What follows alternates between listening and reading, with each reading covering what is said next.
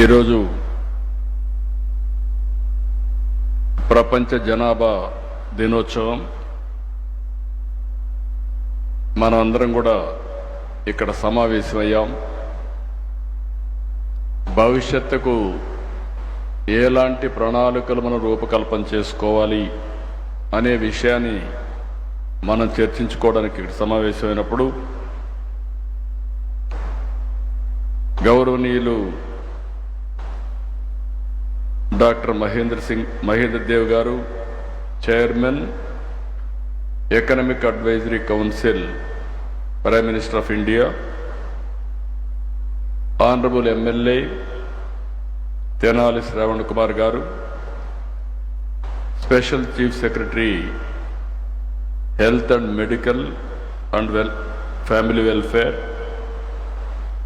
Principal secretary to government planning and finance Piyush Kumar garu, respected Zelalem Taffesse, chief of field office UNICEF public health specialist, professor Sanjeev Kumar, professor and coordinator of Lokniti Center for the Study of Developing Societies, Dr. M. Prakashamma, Public Health Specialist, Director of Answers, Hyderabad, Dr. Subhashini Jalota, Founder, Maina Mahila Foundation, Dr. Rajiv Acharya, Research Advisory Board Population Council, Dr. Subramanyam, former Joint Director Population Research Center, Visakhapatnam. And also we are all gathered here, especially community development program officers, different NGOs, central administrators and supervisors, medical front side, gynecologists, medical officers, ASHA workers, ANM, NGOs, program officers, school assistants, district education officers, faculty and directors, universities and also colleges, especially faculty members from All India Institute of Medical Science, Katuri Medical College, GGH, and also self-help groups. We are all here. ఇక్కడంతా మనం కూర్చొని ఆలోచిస్తున్నాం, ఒక మంచి policy ఏ విధంగా తేవాలి, భవిష్యత్తుకు ఏ విధంగా ముందుకు పోవాలని ఆలోచిస్తున్నాం. ఫస్ట్ టైం ప్రపంచ జనాభా దినోత్సవాన్ని మనం జరుపుకుంటున్నాం. ఇంతవరకు ఒక మాటలో చెప్పాలంటే ఒక విధంగా అందరం కూడా జరుపుకున్నాం, కానీ ఈసారి ఫోకస్ పెట్టి ఈ కార్యక్రమాన్ని నిర్వహించడానికి కారణం ప్రత్యేకంగా భవిష్యత్తు ఏ విధంగా ఉండాలని ఆలోచించడం కోసం మనం ఈ కార్యక్రమాన్ని పెట్టుకున్నాం. 1989 జూలై 11న ప్రపంచ జనాభా 5 బిలియన్లు అంటే 500 కోట్లకు చేరుకున్న సందర్భంగా ఐక్యరాజ్య సమితి జూలై 11వ తేదీన వరల్డ్ పాపులేషన్ డేగా ప్రకటించారు. ఆ రోజు ముఖ్యమైన ఉద్దేశం జనాభా సమస్యని, సవాళ్లను చర్చించడానికి, పరిష్కారాలు చూపడానికి, మన భవిష్యత్తు అందించడానికి ఐక్యరాజ్య సమితి ప్రపంచ జనాభా దినోత్సవాన్ని నిర్వహించారు. ఈ సంవత్సరం థీమ్ చూస్తే empowering young people to create the families they want in a fair and hopeful world అనే సబ్జెక్ట్ మీద ఈ సంవత్సరం ఈ జనాభా దినోత్సవాన్ని జరుపుకుంటున్నాం. ఈరోజు మనం ఒకసారి చూసినప్పుడు ప్రపంచంలో 10 నుంచి 24 సంవత్సరాల వయసు ఉన్న వాళ్ళు 1.8 బిలియన్ యంగ్ పీపుల్ ఉన్నారు. ఈ సందర్భంగా నేను మీ అందరికీ తెలుగు మన గురుజాడ అప్పారావు గారి యొక్క కోట్ చేస్తున్నా. దేశమంటే మట్టి కాదోయ్, దేశమంటే మనుషులోయ్ అని ఆనాడే గురుజాడ అప్పారావు గారు చెప్పారు. దీన్ని సునిశ్చితంగా మనందరూ ఆలోచించుకోవాల్సిన అవసరం ఉంది. దేశం అంటే రాష్ట్రాలు, ప్రాంతాలు, పట్టణాలు, సరిహద్దులు, భూభాగాలే కాదు. దేశం అంటే మనుషులు, వారి అవసరాలు, మంచి జీవన ప్రమాణాలు, ప్రజల కష్టాలు, సమస్యల పరిష్కారం. అప్పుడే ఈ దేశానికి ఒక మీనింగ్ ఉంటుంది. ఈరోజు ఈ సందర్భంగా మనం ఇక్కడ కూర్చున్న మనందరం ఒక ఆదర్శంగా ఆలోచించి ఎలాంటి కార్యక్రమాలు చేయాలనో గురుజాడ అప్పారావు గారు చెప్పిన స్ఫూర్తిని అర్థం చేసుకొని ఆ సమస్య ప్రకారం మనం ముందుకు పోవాల్సిన అవసరం ఉంది. ఒకప్పుడు జనాభా అంటే ఎక్కువ జనాభా ఉంది, నీళ్లు పెరగడం లేదు, ఆహారం పెరగడం లేదు, అదే మరిగా ఎయిర్ పెరగడం లేదు, గాలి పెరగడం లేదు, అనేక సమస్యలు వస్తాయని మనందరం కూడా పెరుగుదలపైనే ఫోకస్ చేశాం. కానీ ఈరోజు మనం చూడంగానే నేను కూడా అందులో ఒకడిని. నేను సమైక్య ఆంధ్రప్రదేశ్లో జనాభా నియంత్రణ కోసం ఆ రోజు ఫ్యామిలీ ప్లానింగ్కి ఎక్కువ ప్రోత్సాహాలు ఇచ్చాం. ఒక మాటలో చెప్పాలంటే ఆ రోజు నేను 2 పిల్లల కంటే ఎక్కువ ఉంటే స్థానిక సంస్థల్లో పోటీ చేయడానికి అర్హత లేదని నేనే చట్టాన్ని తీసుకొచ్చాను. ఈరోజు మళ్ళీ వచ్చి జనాభా నియంత్రణ కాదు, జనాభా నిర్వహణ చేయాలి, దీనిపైన మీ సూచనలు ఇమ్మని ఈ సమావేశాలు అడిగామంటే అది మార్పు. ఎవరైనా సరే ఒక్కొక్కసారి కొన్ని పాలసీలు తీసుకొచ్చినప్పుడు ఆ పాలసీలు కానీ తగిన ఫలితాలు రానప్పుడు, పరిస్థితులు మారినప్పుడు మళ్ళీ ఎప్పటికప్పుడు మనందరం కరెక్టివ్ మెజర్స్ తీసుకోకపోతే చాలా సమస్యలు వస్తాయి. ఒకప్పుడు జనాభా అంటే మీరు ఒకసారి చూస్తే చాలా పెద్ద ఎత్తున వేరే దేశాలు జనాభా ఎక్కువ ఉండే దేశాలని చాలా చులకనగా చూసేవాళ్ళు. ఈరోజు మీరు చూస్తే ఎక్కడ జనాభా ఎక్కువ ఉంటే ఆ దేశాలపైన ప్రపంచం మొత్తం ఆధారపడే పరిస్థితి వచ్చారంటే అది జనాభా విశిష్టత అని చెప్పి కూడా నేను మీకు తెలియజేస్తున్నా. జనాభా అనేది భారం కాదు, జనమే అతిపెద్ద ఆస్తిగా భావించే కాలం వచ్చింది. ఇప్పుడు భారతదేశం అగ్రరాజ్యాలతో పోటీ పడుతుంటే మన దేశంలో బలమైన మానవ వనరులే కారణం. ఒకప్పుడు మన యొక్క మనుషుల్ని మనం ఒక్కసారి ఆలోచించుకుంటే ఎక్కువ జనాభా ఉన్నారు, ఈ దేశం అభివృద్ధి అవుతుందని ఆలోచించే పరిస్థితి నుంచి ఆ జనాభాని మనకు ఒక పెద్ద అడ్వాంటేజ్గా మారే పరిస్థితికి వచ్చింది. ప్రపంచంలో మీరు ఒకసారి చూసినప్పుడు ఎక్కువ జనాభా ఉండే దేశం భారతదేశం. 143 కోట్ల జనాభా ఉండే ఏకైక దేశం భారతదేశం. చైనా కూడా కిందికి వెళ్ళిపోయారు, 130 కోట్లకు వచ్చే పరిస్థితికి వచ్చారు. దీన్ని మీరు ఒకసారి చూసినప్పుడు ప్రపంచమంతా కూడా జనాభా తగ్గిపోయే పరిస్థితి వస్తూ ఉంది, బర్త్ రేట్ పడిపోయే పరిస్థితి వస్తూ ఉంది, యువశక్తి క్షీణించే పరిస్థితి వస్తూ ఉంది, వృద్ధులు పెరిగే పరిస్థితి వస్తూ ఉంది. ఏ దేశమైతే ఏజింగ్ ప్రాబ్లమ్స్ వస్తాయో ఆ దేశంలో గ్రోత్ ఆగిపోతుంది. ఇంకొక పక్క మీరు చూస్తే భవిష్యత్తులో చాలా సమస్యలు వచ్చే పరిస్థితి వస్తాయి. అందుకే ఈరోజు మనం అందరం కూడా ఆలోచించుకోవాల్సిన అవసరం ఉంది. ఈరోజు ఒక్కసారి ఫెర్టిలిటీ రేట్ ప్రపంచం అంతా చూస్తే మీకు అవగాహన వస్తుంది. అమెరికాలో ఫెర్టిలిటీ రేట్ 1.62, యూకేలో 1.54, Hungary 1.50, France 1.49, Russia 1.47, Germany 1.46, Canada 1.33, Japan 1.23, China 1.02, ఇంకొక పక్కన సింగపూర్ 0.96.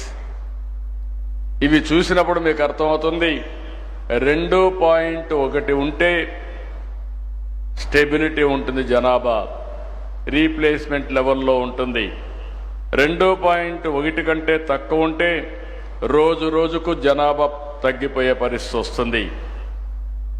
ఒక సమయం అయ్యే కొందికి ఇది ఇంబ్యాలెన్స్ అవుతుంది. దీన్ని కరెక్ట్ చేయడానికి కూడా సాధ్యం కాదు. మన దేశానికి వస్తే ఒకసారి మీరు చూస్తే ఈరోజు జనాభా బీహార్ 3.0, మేఘాలయ 2.9, ఉత్తరప్రదేశ్ 2.4, జార్ఖండ్ 2.3, మణిపూర్ 2.2. ఇవన్నీ కూడా రీప్లేస్మెంట్ కంటే అబోవ్ ఉన్నాయి.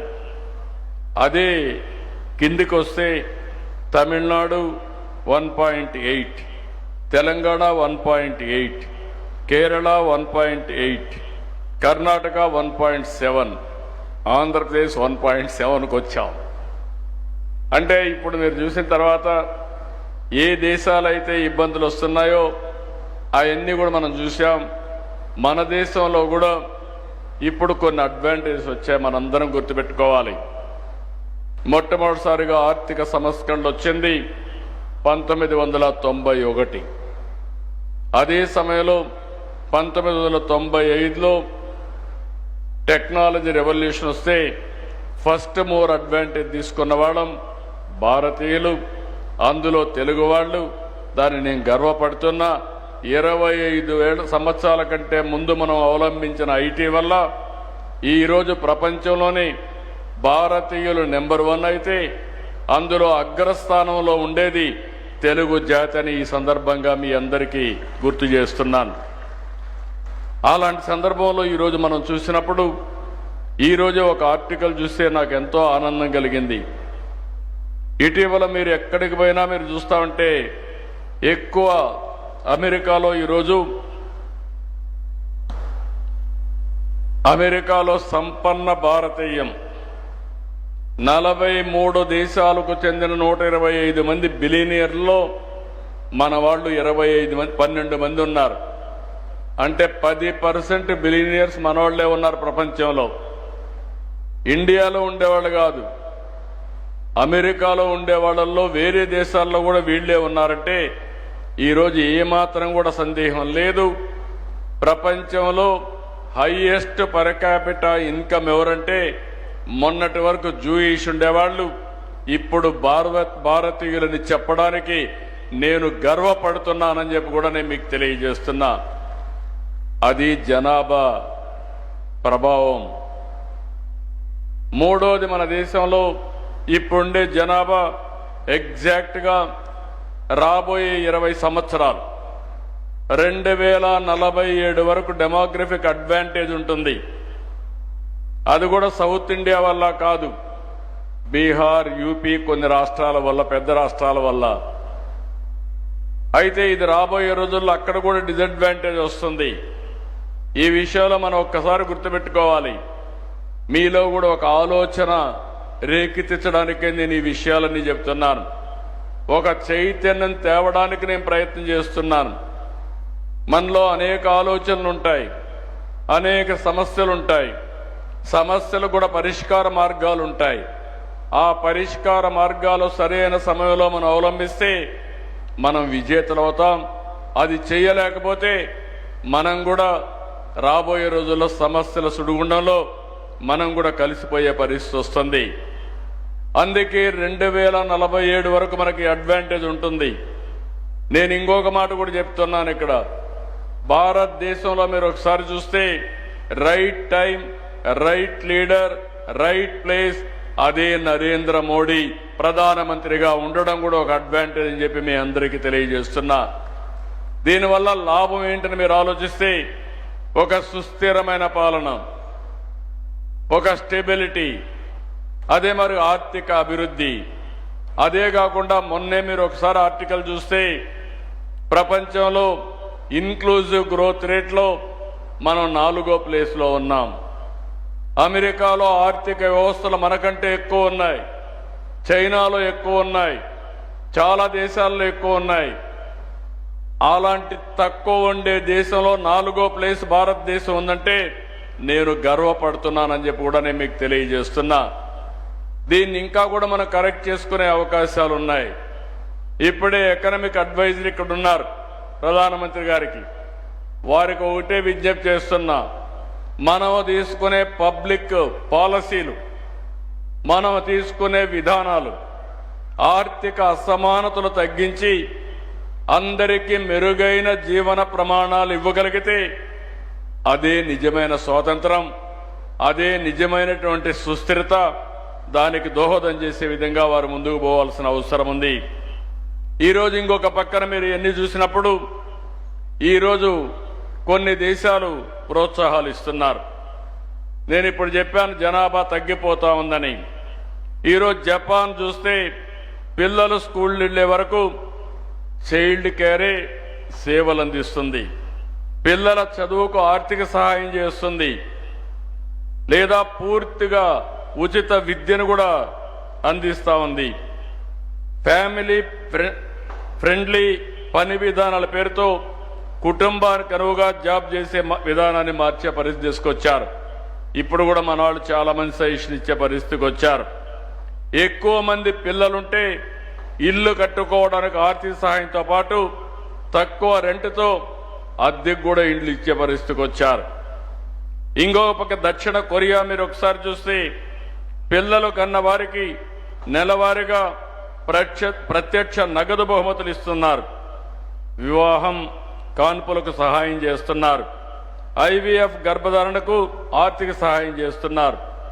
సింగపూర్ను చూస్తే బేబీ బోనస్ స్కీమ్ కింద పుట్టిన ప్రతి శిశువు కోసం కొంత డబ్బుల్ని బహుమానంగా ఇస్తున్నారు.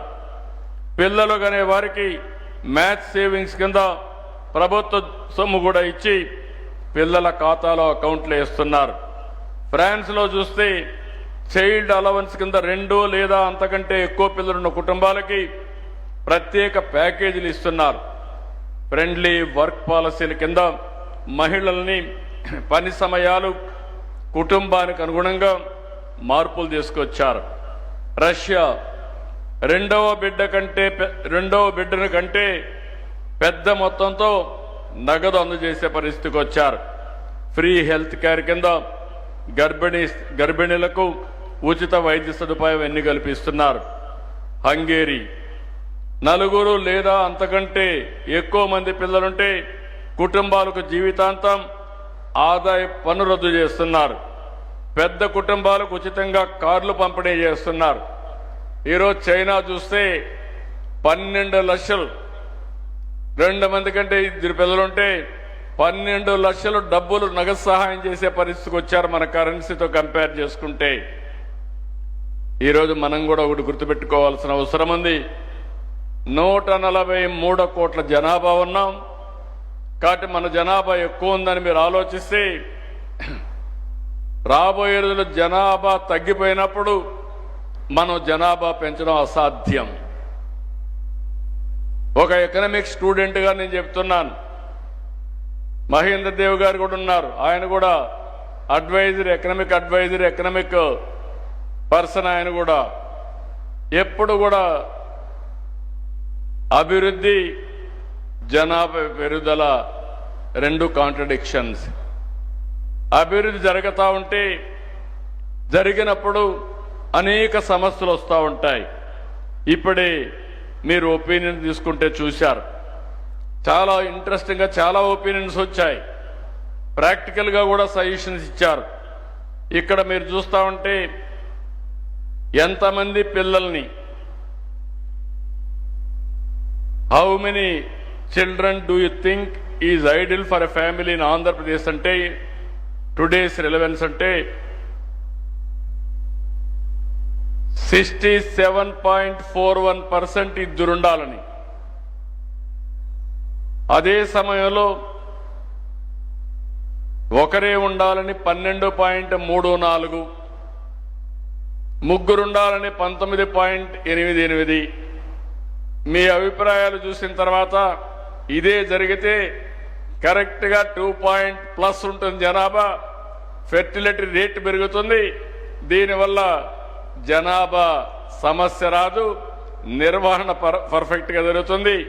దీన్ని అమలు చేయాలంటే మాత్రం ఇంకా మన దగ్గర సొల్యూషన్ కూడా లేదు. ఒకవేళ మనం ఏ పాలసీలు ఇచ్చినా అవి ఏ విధంగా తీసుకుంటారనేది టెస్ట్ చేస్తేనే ప్రూఫ్ ఆఫ్ కాన్సెప్ట్ వస్తుంది. ఇంకో పక్కన మీరు చూస్తే, are you aware that the overall young population in Andhra Pradesh is decreasing and there are fewer children being produced? అంటే ఎస్ అని 79.38. యంగర్ కపుల్ వీళ్ళందరూ కూడా జనాభా వద్దనుకుంటున్నారని 79%, 80% వచ్చింది. కాదనే వాళ్ళు 20% ఉన్నారు. ఈ మైండ్ సెట్ మార్చాలంటే చాలా సమస్యలు ఉంటాయి. కానీ వాస్తవంగా రియాలిటీ ఈరోజు ఆర్గనైజేషన్ ఫౌండేషన్ కూడా ఇంత మునిపే మాట్లాడినప్పుడు చెప్పారు. ఈరోజు అనేక సమస్యలు మనం చూస్తున్న ఇంట్లో కూడా ఆ విషయాలు కూడా వస్తాను. ఇంకొక పక్కన చూస్తే, what do you think is the reason for a decreasing young population? Migration away from the state. ఇంకొక పక్కన మీరు చూస్తే దగ్గర మైగ్రేషన్ వచ్చి 20%. ఇంకొక పక్కన 28%. ఇంకొక పక్క young people do not want get married అనేది 20% వస్తూ ఉంది. ఇలాంటివి చూసినప్పుడు దీన్ని ఏ విధంగా మనం అధిగమించగలుగుతామని ఆలోచించాల్సిన అవసరం ఉంది.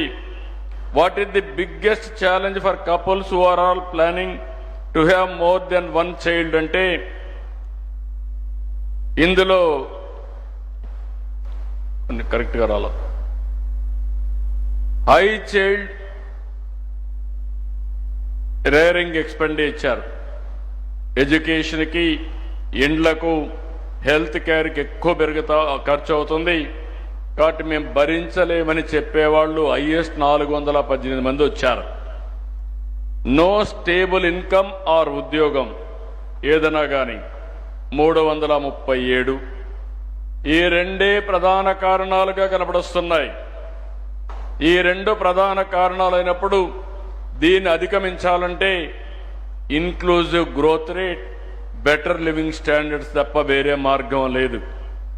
What kind of support do elder people need the most? అంటే ఈరోజు ఇక్కడ చూసినప్పుడు easy access to nearby hospitals or doctors 44%, regular pension without delay 33.95.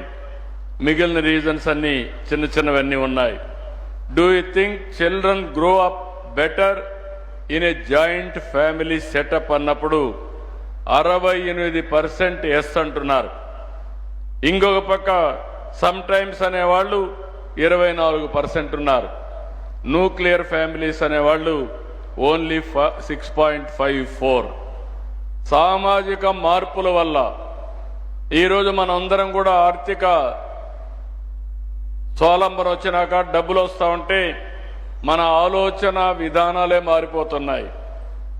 ఒకప్పుడు జాయింట్ ఫ్యామిలీస్ ఉండేటివి, పెద్దలు ఉండేవాళ్ళు.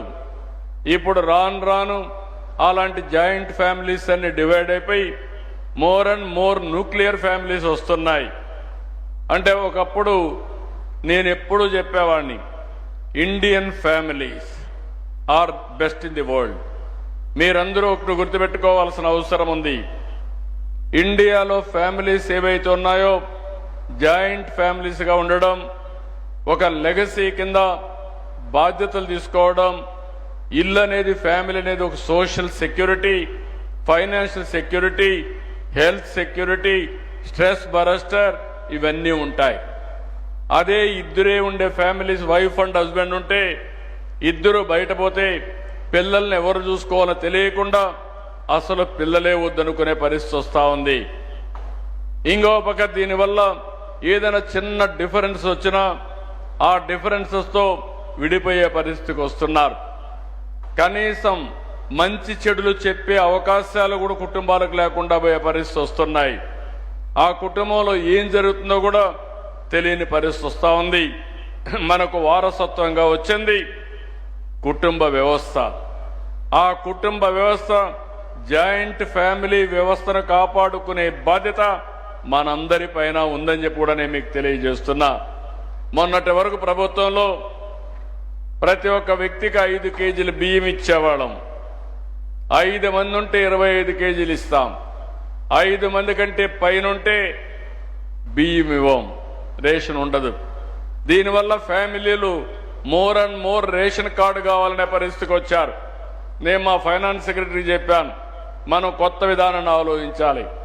అవసరమైతే 10 మంది ఉండే కుటుంబానికి 10 × 5 50 కేజీలు కాకుండా ఇంకొక 5-10 కేజీలు అదనంగా ఉంటే ఇస్తే అది ఇన్సెంటివ్గా ఉంటుంది. దానివల్ల కుటుంబం కలిసి ఉంటుంది. ఇలాంటి పాలసీస్ మనం తీసుకురావాల్సిన అవసరం ఉంది. ఇప్పుడు ఇల్లు కడుతున్నాం. ఇల్లు కడితే గవర్నమెంట్ సింగిల్ బెడ్రూమ్ ఇస్తున్నాం. ఫ్యామిలీ డివైడ్ అయితే సింగిల్ బెడ్రూమే ఇస్తున్నాం. దానివల్ల వీళ్ళు ఇల్లు కట్టుకోవాలంటే ఫ్యామిలీ డివిజన్ కింద చూపించడం లేకుంటే విడిపోవడం జరుగుతున్నాయి. అట్లా కాకుండా అలాంటి ఫ్యామిలీస్కి 3-4 ఫ్యామిలీస్ కలిసి ఉంటే ముగ్గురికి ఇచ్చే డబ్బులే కాకుండా ఇంకా అదనంగా డబ్బులు ఇచ్చి మంచి ఇల్లు కట్టిస్తే ఒకే ఇంట్లో ఉండే సాంప్రదాయం వస్తుంది. అలాంటి పాలసీస్ని మనం ప్రోత్సహించాల్సిన బాధ్యత ఉందని చెప్పి కూడా నేను మీకు తెలియజేస్తున్నా. అందుకని ఈరోజు మీరు ఇక్కడ చూసినప్పుడు what can help youth plan for their life and family better అంటే ఫస్ట్ ఇది మీరు చూస్తే counselling and guidance about carrier and family health. రెండోది ఆపర్చునిటీస్. 30% కౌన్సిలింగ్ అంటున్నారు, 45% ఆపర్చునిటీస్ క్రియేట్ చేయాలనే పరిస్థితికి వచ్చారు. అదే సమయంలో ఇంకొక పక్కన మీరు చూస్తే how can the government support seeking women to take care of both work and family అంటే లాంగర్ మెటర్నిటీ లీవ్ కావాలంటే 93, work from home 273, flexible working hours 339. అంటే దగ్గర మనం ఇది చూసినప్పుడు లాంగర్ మెటర్నిటీ లీవ్ కావాలనేవాడు 11.48, వర్క్ ఫ్రమ్ హోమ్ కావాలనే వాళ్ళు 33.7, ఫ్లెక్సిబుల్ వర్కింగ్ కావాలనే వాళ్ళు 42%. ఈ రెండు కలిపితే 42, 32, 74% ఇంటి దగ్గరైనా పనిచేస్తాం, లేకపోతే ఫ్లెక్సిబుల్ వర్కింగ్ అవర్స్ పెడితే ఎక్కువ మంది పిల్లలున్నా నష్టం ఉండదనే విధంగా మాట్లాడే పరిస్థితికి వచ్చారు. అదే చైనా పాలసీ పెట్టారు, జపాన్ పాలసీ పెట్టారు. మనం కూడా అలాంటి ఫ్లెక్సిబుల్ పాలసీస్, నవేడేస్ టెక్నాలజీ వచ్చింది, ఎక్కడున్నా పనిచేసే అవకాశాలు వచ్చాయి. చాలా మంది ఆంధ్రప్రదేశ్ రాష్ట్రంలో దగ్గర 5 లక్షల మంది వర్క్ ఫ్రమ్ హోమ్ పనిచేస్తున్నారు. ఇంకో పక్కన మీరు చూస్తే ఫ్లెక్సిబుల్ వర్కింగ్ అలవాటు పడ్డారు. బ్లూ కాలర్డ్ కానీ వైట్ కాలర్డ్ కానీ ఇవన్నీ కూడా వాళ్ళ కన్వీనియంట్ టైంలో పనిచేయడం, ఇంటి దగ్గరనే పనిచేసి నాలెడ్జ్ ఎకానమీలో ముందుకు పోయే పరిస్థితికి వచ్చారు. ఇంకో పక్క what kind of government support would encourage people to have more children అంటే ఇందులో కూడా providing financial support and incentives 273, providing finance support మళ్ళా డూప్లికేషన్ వచ్చింది, అవైలబిలిటీ ఆఫ్ క్వాలిటీ ఎడ్యుకేషన్ 228, రెండు ఒకటే డూప్లికేషన్. ఇప్పుడే ఇమ్మన్నాను ఇచ్చారు, దానివల్ల ఇవన్నీ వచ్చాయి. నేనేమంటున్నానంటే ఇప్పుడు బ్రాడ్గా మీరు ఒకసారి ఈ డేటా చూశారు. మనం ఆలోచించేటికన్నిటికీ ఇక్కడుండే 1000 మంది సమాధానాలు ఇచ్చే పరిస్థితి వచ్చారు. It is more accurate. ఇది ప్రజాభిప్రాయం అని చెప్పి కూడా నేను మీకు తెలియజేస్తున్నా. ఈ ప్రజాభిప్రాయాన్ని ఒక పాలసీ, డ్రాఫ్ట్ పాలసీగా తీసుకొని దాన్ని మనమందరం ప్రజలకు ప్రవేశపెట్టి వాళ్ళు ఇచ్చే ఒపీనియన్స్ కూడా తీసుకొని రాబోయే రోజుల్లో ఫస్ట్ టైం మీ అందరికీ నేను విజ్ఞప్తి చేస్తున్నా, ఈరోజు ఒక మంచి పాలసీని మనం తీసుకొస్తాం. కంట్రీలో first time one of the best policy తీసుకొచ్చే బాధ్యత ప్రభుత్వ అధినేతగా, ముఖ్యమంత్రిగా నేను తీసుకుంటా. దీన్ని జయప్రదం చేసే బాధ్యత మీరందరూ తీసుకోవాల్సిందిగా మిమ్మల్ని అందరినీ కోరుతున్నా. ఎందుకంటున్నానంటే ఈరోజు మితిమీరిన నియంత్రణ వల్ల చాలా నష్టపోయాం. నేను ఇప్పటికే కొన్ని పాలసీలు మార్చాను. 2 పిల్లల కంటే ఎక్కువ ఉంటే స్థానిక సంస్థల్లో పోటీ చేయడానికి వీల్లేదని పెట్టిన పాలసీ మార్చి రాబోయే రోజుల్లో అవసరమైతే 2 కంటే తక్కువ మంది పిల్లలుంటే వాళ్ళు పోటీ చేయడానికి అర్హత లేదని ప్రజాభిప్రాయ ప్రకారం పెట్టే పరిస్థితి వస్తుంది. అదే మాదిరిగా ఒకప్పుడు ఒక బిడ్డకే ఆర్థిక సహాయం చేసే పరిస్థితి ఉంటే ఈరోజు నేను తీసుకునేది ఎంతమంది పిల్లలున్నా అందరికీ తల్లికి వందనం కింద 15,000 రూపాయలు ఇస్తామని చెప్పి ఇచ్చాం. దీనివల్ల మీరు ఒక్కసారి చూస్తే పిల్లలు ఎక్కువ ఉంటే తల్లిదండ్రులదే బాధ్యత కాదు, కుటుంబాందే బాధ్యత కాదు. భవిష్యత్తు కోసం ప్రభుత్వం కూడా కలిసి పనిచేస్తాం. ఎక్స్పెండిచర్లో కూడా షేరింగ్ చేస్తాం. ఆ పిల్లల్ని అన్ని విధాలు ఆదుకునే బాధ్యత తీసుకొస్తామని చెప్పి కూడా నేను మీకు తెలియజేస్తున్నా. అందుకే ఈరోజు మనందరి ఆలోచన ఒకటే ఉండాలి. మనం 1.7 ఫెర్టిలిటీ రేట్ 1.7 ఎట్లా రీచ్ కావాలి? 2.1 2.1కి ఏ విధంగా రీచ్ అవుతాం? అయితే మనం గమ్మునుంటే 1.71 అయిపోతుంది. ఆ తర్వాత ఇది 0.5 అయినా ఆశ్చర్యం లేదు. ఇప్పుడు చైనా 1 పడిపోయారు. చైనా మీరు గుర్తుపెట్టుకోవాలి, రాబోయే రోజుల్లో చైనా 100 కోట్ల జనాభా కంటే తగ్గిపోతుంది. భారత్ జనాభా ఇదే మాదిరిగా మీరు చూస్తే రాబోయే 15-20 సంవత్సరాలు మా ఎకానమిస్టులు, ఎక్స్పర్ట్స్ అందరూ వర్కౌట్ చేయాలి. ఇండియా 160-170 కోట్ల వరకు పోయే పరిస్థితి వస్తుంది. అక్కడి నుంచి మనం కూడా డిమినిష్ అవుతాం. అది తగ్గితే మళ్ళీ మనం చైనా మారిగా ఒక 15-20 సంవత్సరాల్లో జనాభా తగ్గిపోయే పరిస్థితి వస్తుంది. అందుకనే మనందరం కూడా గుర్తుపెట్టుకోవాల్సింది, ఈరోజు ఎక్కడికక్కడ మన విధానాల్లో మార్పు తీసుకురావాలి. నేను ఒకప్పుడు ఒక పిలిపిచ్చాను. ఎయిడ్స్ పైన ఎవ్వరూ మాట్లాడేవాళ్ళు కాదు. సమైక్య ఆంధ్రప్రదేశ్లో మొట్టమొదటిసారిగా దేశంలో నేను ఒక కాల్ ఇచ్చాను. Break silence, talk about AIDS అని మాట్లాడి ఆ సైలెన్స్ ని బ్రేక్ చేసి పెద్ద ఎత్తున ఉద్యమాలు, చైతన్యాన్ని తీసుకొచ్చాం. దానివల్ల ఆ రోజు నేను చాలాసార్లు చెప్పాను, మీ పిల్లలతో కూడా మీరు మాట్లాడండి, వాళ్ళకు కూడా కౌన్సిల్ చేయండి. ఈరోజు మనమందరం కూడా ఎయిడ్స్ అంటే అదొక భూతంగానో, మనం మాట్లాడితే కరెక్ట్ కాదని సీక్రెసీ మెయింటైన్ చేస్తే సమాజమే ప్రమాదంలో పడుతుంది.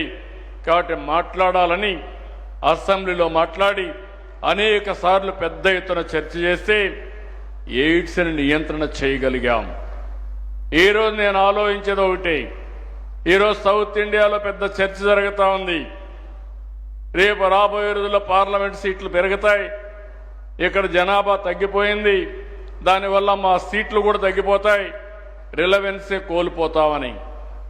కానీ ఇక్కడ ఒక విషయం మనం గుర్తుపెట్టుకోవాలి, ఎక్కడైతే మనుషులు తక్కువ ఉంటారో, ఎక్కడైతే సమర్థవంతంగా పనిచేయలేకపోయినప్పుడు అవసరాల కొద్ది వేరే ప్రాంతాల నుంచి మైగ్రేషన్ వస్తారు. ఈరోజు హైదరాబాద్ ఉంది, అభివృద్ధి జరిగింది, మెరుగైన జీవన ప్రమాణాలు ఉన్నాయి, ఆదాయం బాగుంటుంది, దేశంలో ఉండే వాళ్ళందరూ హైదరాబాద్కి మైగ్రేట్ అవుతున్నారు. ఒకప్పుడు అమెరికా ఉంది, అవకాశాలు మెండుగా ఉన్నాయి.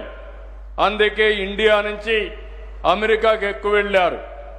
ఎవరైతే నాలెడ్జ్ ఉందో ఆ నాలెడ్జ్ వర్కర్స్ అంతా అమెరికాకు పోయే పరిస్థితి వచ్చింది. ఇది సహజం.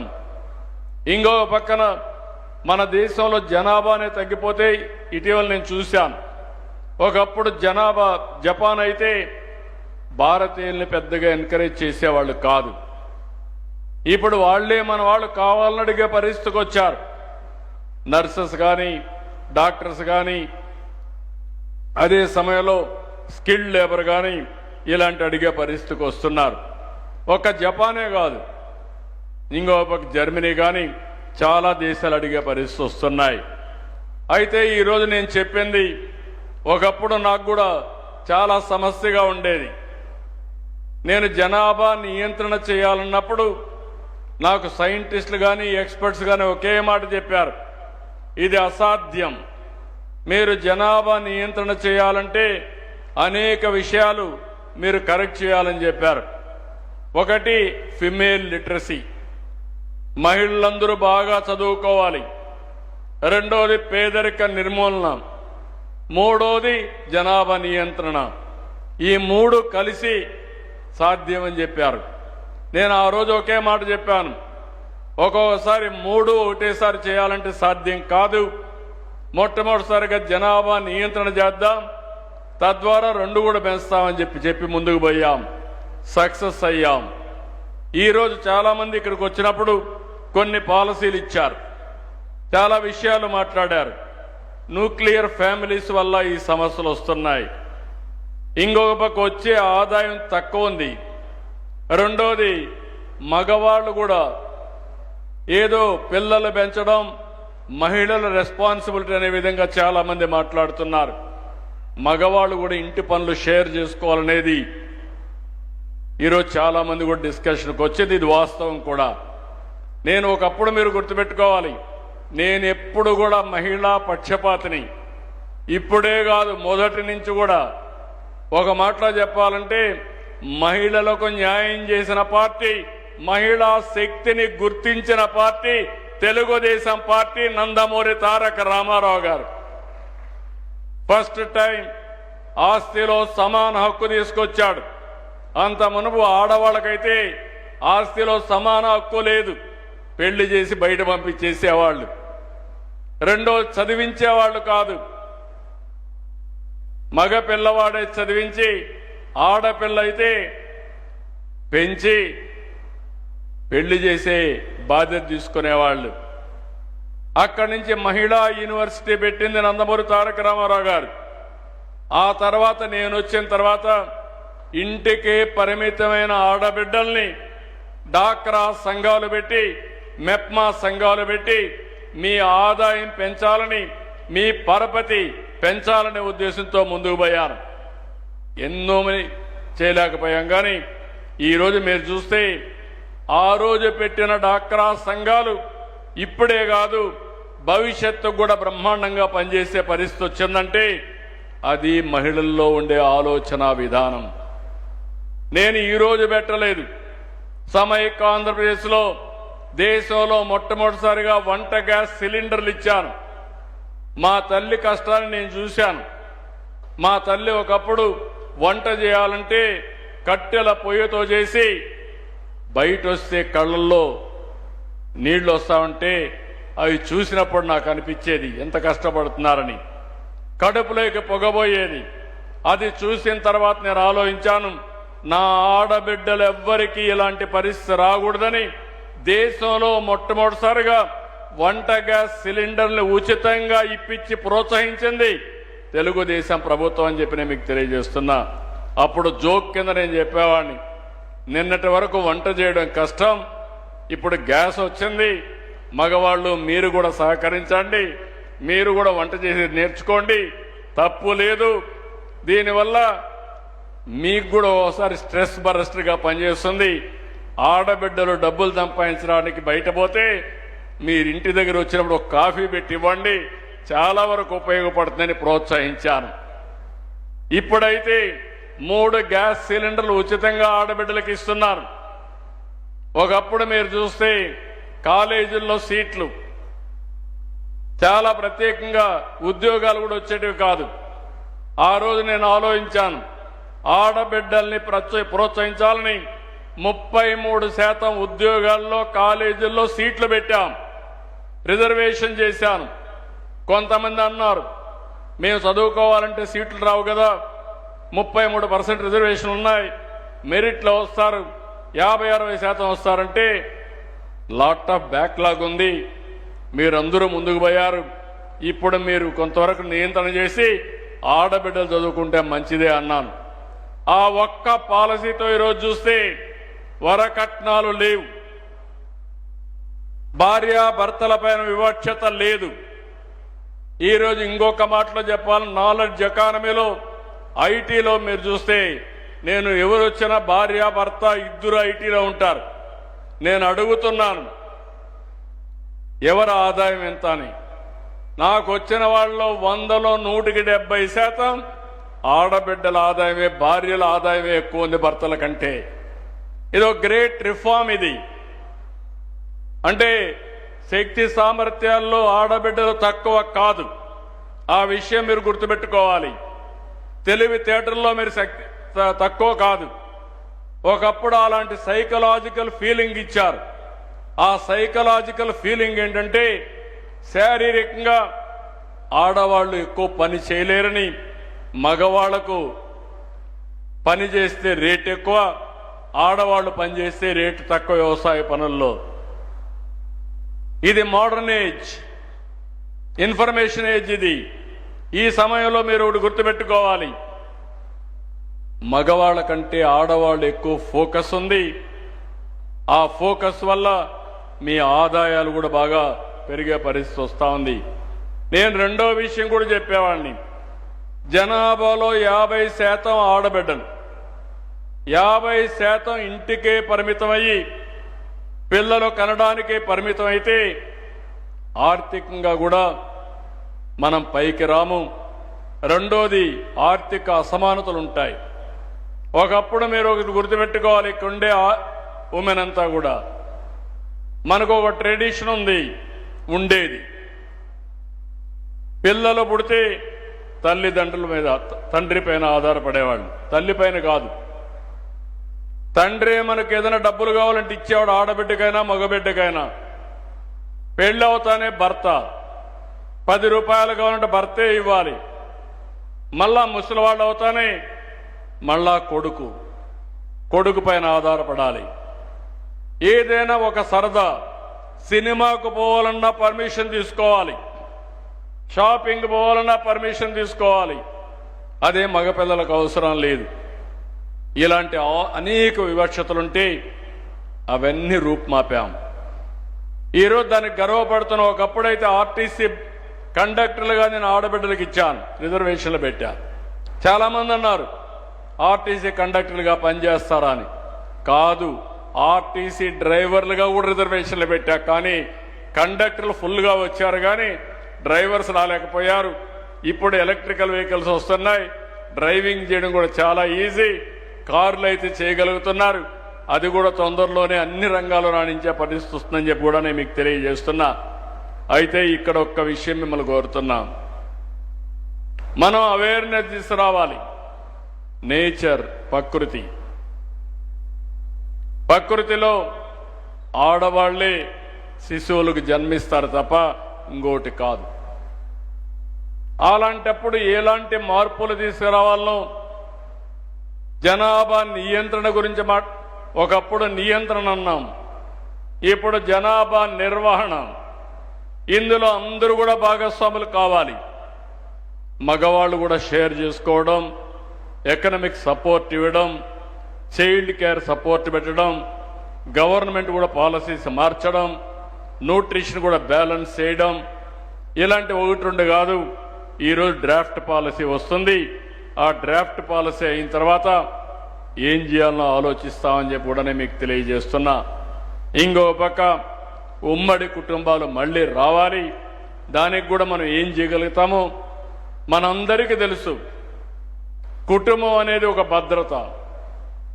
మనం ఎంత కష్టపడి ఇక్కడ పనిచేసినా సాయంత్రం ఇంటికెళ్ళి భార్య భర్త ఇంట్లో ఉండే పెద్దలు పిల్లలతో కూర్చొని ఒక కాఫీ తాగితే మనకుండే కష్టాలన్నీ తీరిపోతాయి. మనకేదైనా డౌట్ వస్తే మన కుటుంబ సభ్యులతో మాట్లాడుకుంటే మనకు క్లారిటీ వస్తుంది. ఇంకో పక్క ఒక హెల్త్ సెక్యూరిటీ, ఎవరికైనా బాగాలేకపోతే నా కుటుంబ సభ్యులు ఉన్నారు చూసుకుంటారని ఒక భరోసా వస్తుంది. రేపు ఏదైనా నాకు అనారోగ్యం వచ్చినా ఇంకొకరున్నారు, వాళ్ళు మమ్మల్ని చూసుకుంటారు, హాస్పిటల్ తీసుకుపోతారని భరోసా వస్తుంది. ఇలాంటివి రావాలంటే మనందరం గుర్తుపెట్టుకోవాల్సింది మళ్ళీ ఉమ్మడి కుటుంబ విధానానికి, పెద్ద కుటుంబాలకి మనం దోహదం చేయాల్సిన అవసరం ఉంది. ప్రభుత్వ పరంగా పాలసీలు అవి కూడా తీసుకొస్తామని చెప్పి కూడా నేను మీకు తెలియజేస్తున్నా. ఇవన్నీ కూడా నేను ఒకటే మిమ్మల్ని అందరినీ కోరుతున్నా, ఈరోజు భవిష్యత్తుకు రూపకల్పన చేయడానికి ఇక్కడ సమావేశమయ్యాం. అన్నింటికంటే ముఖ్యంగా జనాభా, పాపులేషన్. నేను ఇప్పుడు ఏ పని ఆలోచించినా పాపులేషనే ఒక ఆస్తిగా ఆలోచిస్తున్నా, ఒక క్యాపిటల్గా ఆలోచిస్తున్నా. నిన్నటి వరకు అందరూ ఆలోచించేది జనాభా ఒక భారం కాదు, జనాభా అనేది ఒక క్యాపిటల్ కింద ఆలోచించి కొంతమంది ఆలోచిస్తున్నారు భూమి ఉంటే అది పెద్ద ఆస్తి అని, డబ్బులుంటే అది పెద్ద ఆస్తి అని. అట్లా కాకుండా ఏ ఇంట్లో అయితే కుటుంబ సభ్యులు ఎక్కువ ఉంటారో వాళ్ళని ఒక ఆస్తిగా తీసుకుని, ఒక క్యాపిటల్గా తీసుకుని మనం దానిపైన పెట్టుబడి పెట్టగలిగితే భవిష్యత్తు మందే అని చెప్పి నేను మీకు తెలియజేస్తున్నా. ఈరోజు సవ్యంగా అన్ని జరిగితే ప్రపంచం మొత్తం జనాభా తగ్గే ఈ సమయంలో మనం కానీ జనాభా కరెక్ట్గా నియంత్రణ చేయగలిగితే, ఎక్కడ నియంత్రణ కాదు, జనాభా నిర్వహణ చేయగలిగితే 175 కోట్లు భారతదేశ జనాభా ఉందనుకుంటే ఇప్పుడు 4 కోట్లే ప్రపంచం అంతా ఉన్నారు. రేపు 6 రెట్లు అంటే 24 కోట్లు, 25 కోట్లు వేరే దేశాలకు వెళ్ళిపోతే ఆ దేశాల అవసరాలు వీళ్ళు తీర్చగలిగితే ఏ విధంగా ఉంటారో ఒక్కసారి మీరు చూడండి. కాబట్టి వేరే దేశాలు అనుకోకుండా లేకుంటే ముందు జాగ్రత్తలు లేకుండా ఆ దేశాల్లో ఏజింగ్ ప్రాబ్లం వచ్చింది. అలాంటి ప్రాబ్లం రాకూడదంటే మనందరిలో ఒక చైతన్యం రావాలి, దీనిపైన చర్చ జరగాలి. చర్చ జరగడమే కాకుండా మనందరం దీనికి తగిన విధంగా కార్యక్రమాలు కూడా రూపకల్పన చేసుకోగలిగితే ఒక బ్రహ్మాండమైన భవిష్యత్తు ఉంటుంది. దీనికి మీరందరూ ఆలోచించాల్సిందిగా నేను మిమ్మల్ని కోరుకుంటూ, ఈరోజు ఒక ఆర్గనైజేషన్, మంచి ఆర్గనైజేషన్ ఇక్కడ చూస్తే కుప్పంలో నా నియోజకవర్గంలో పనిచేస్తున్నారు.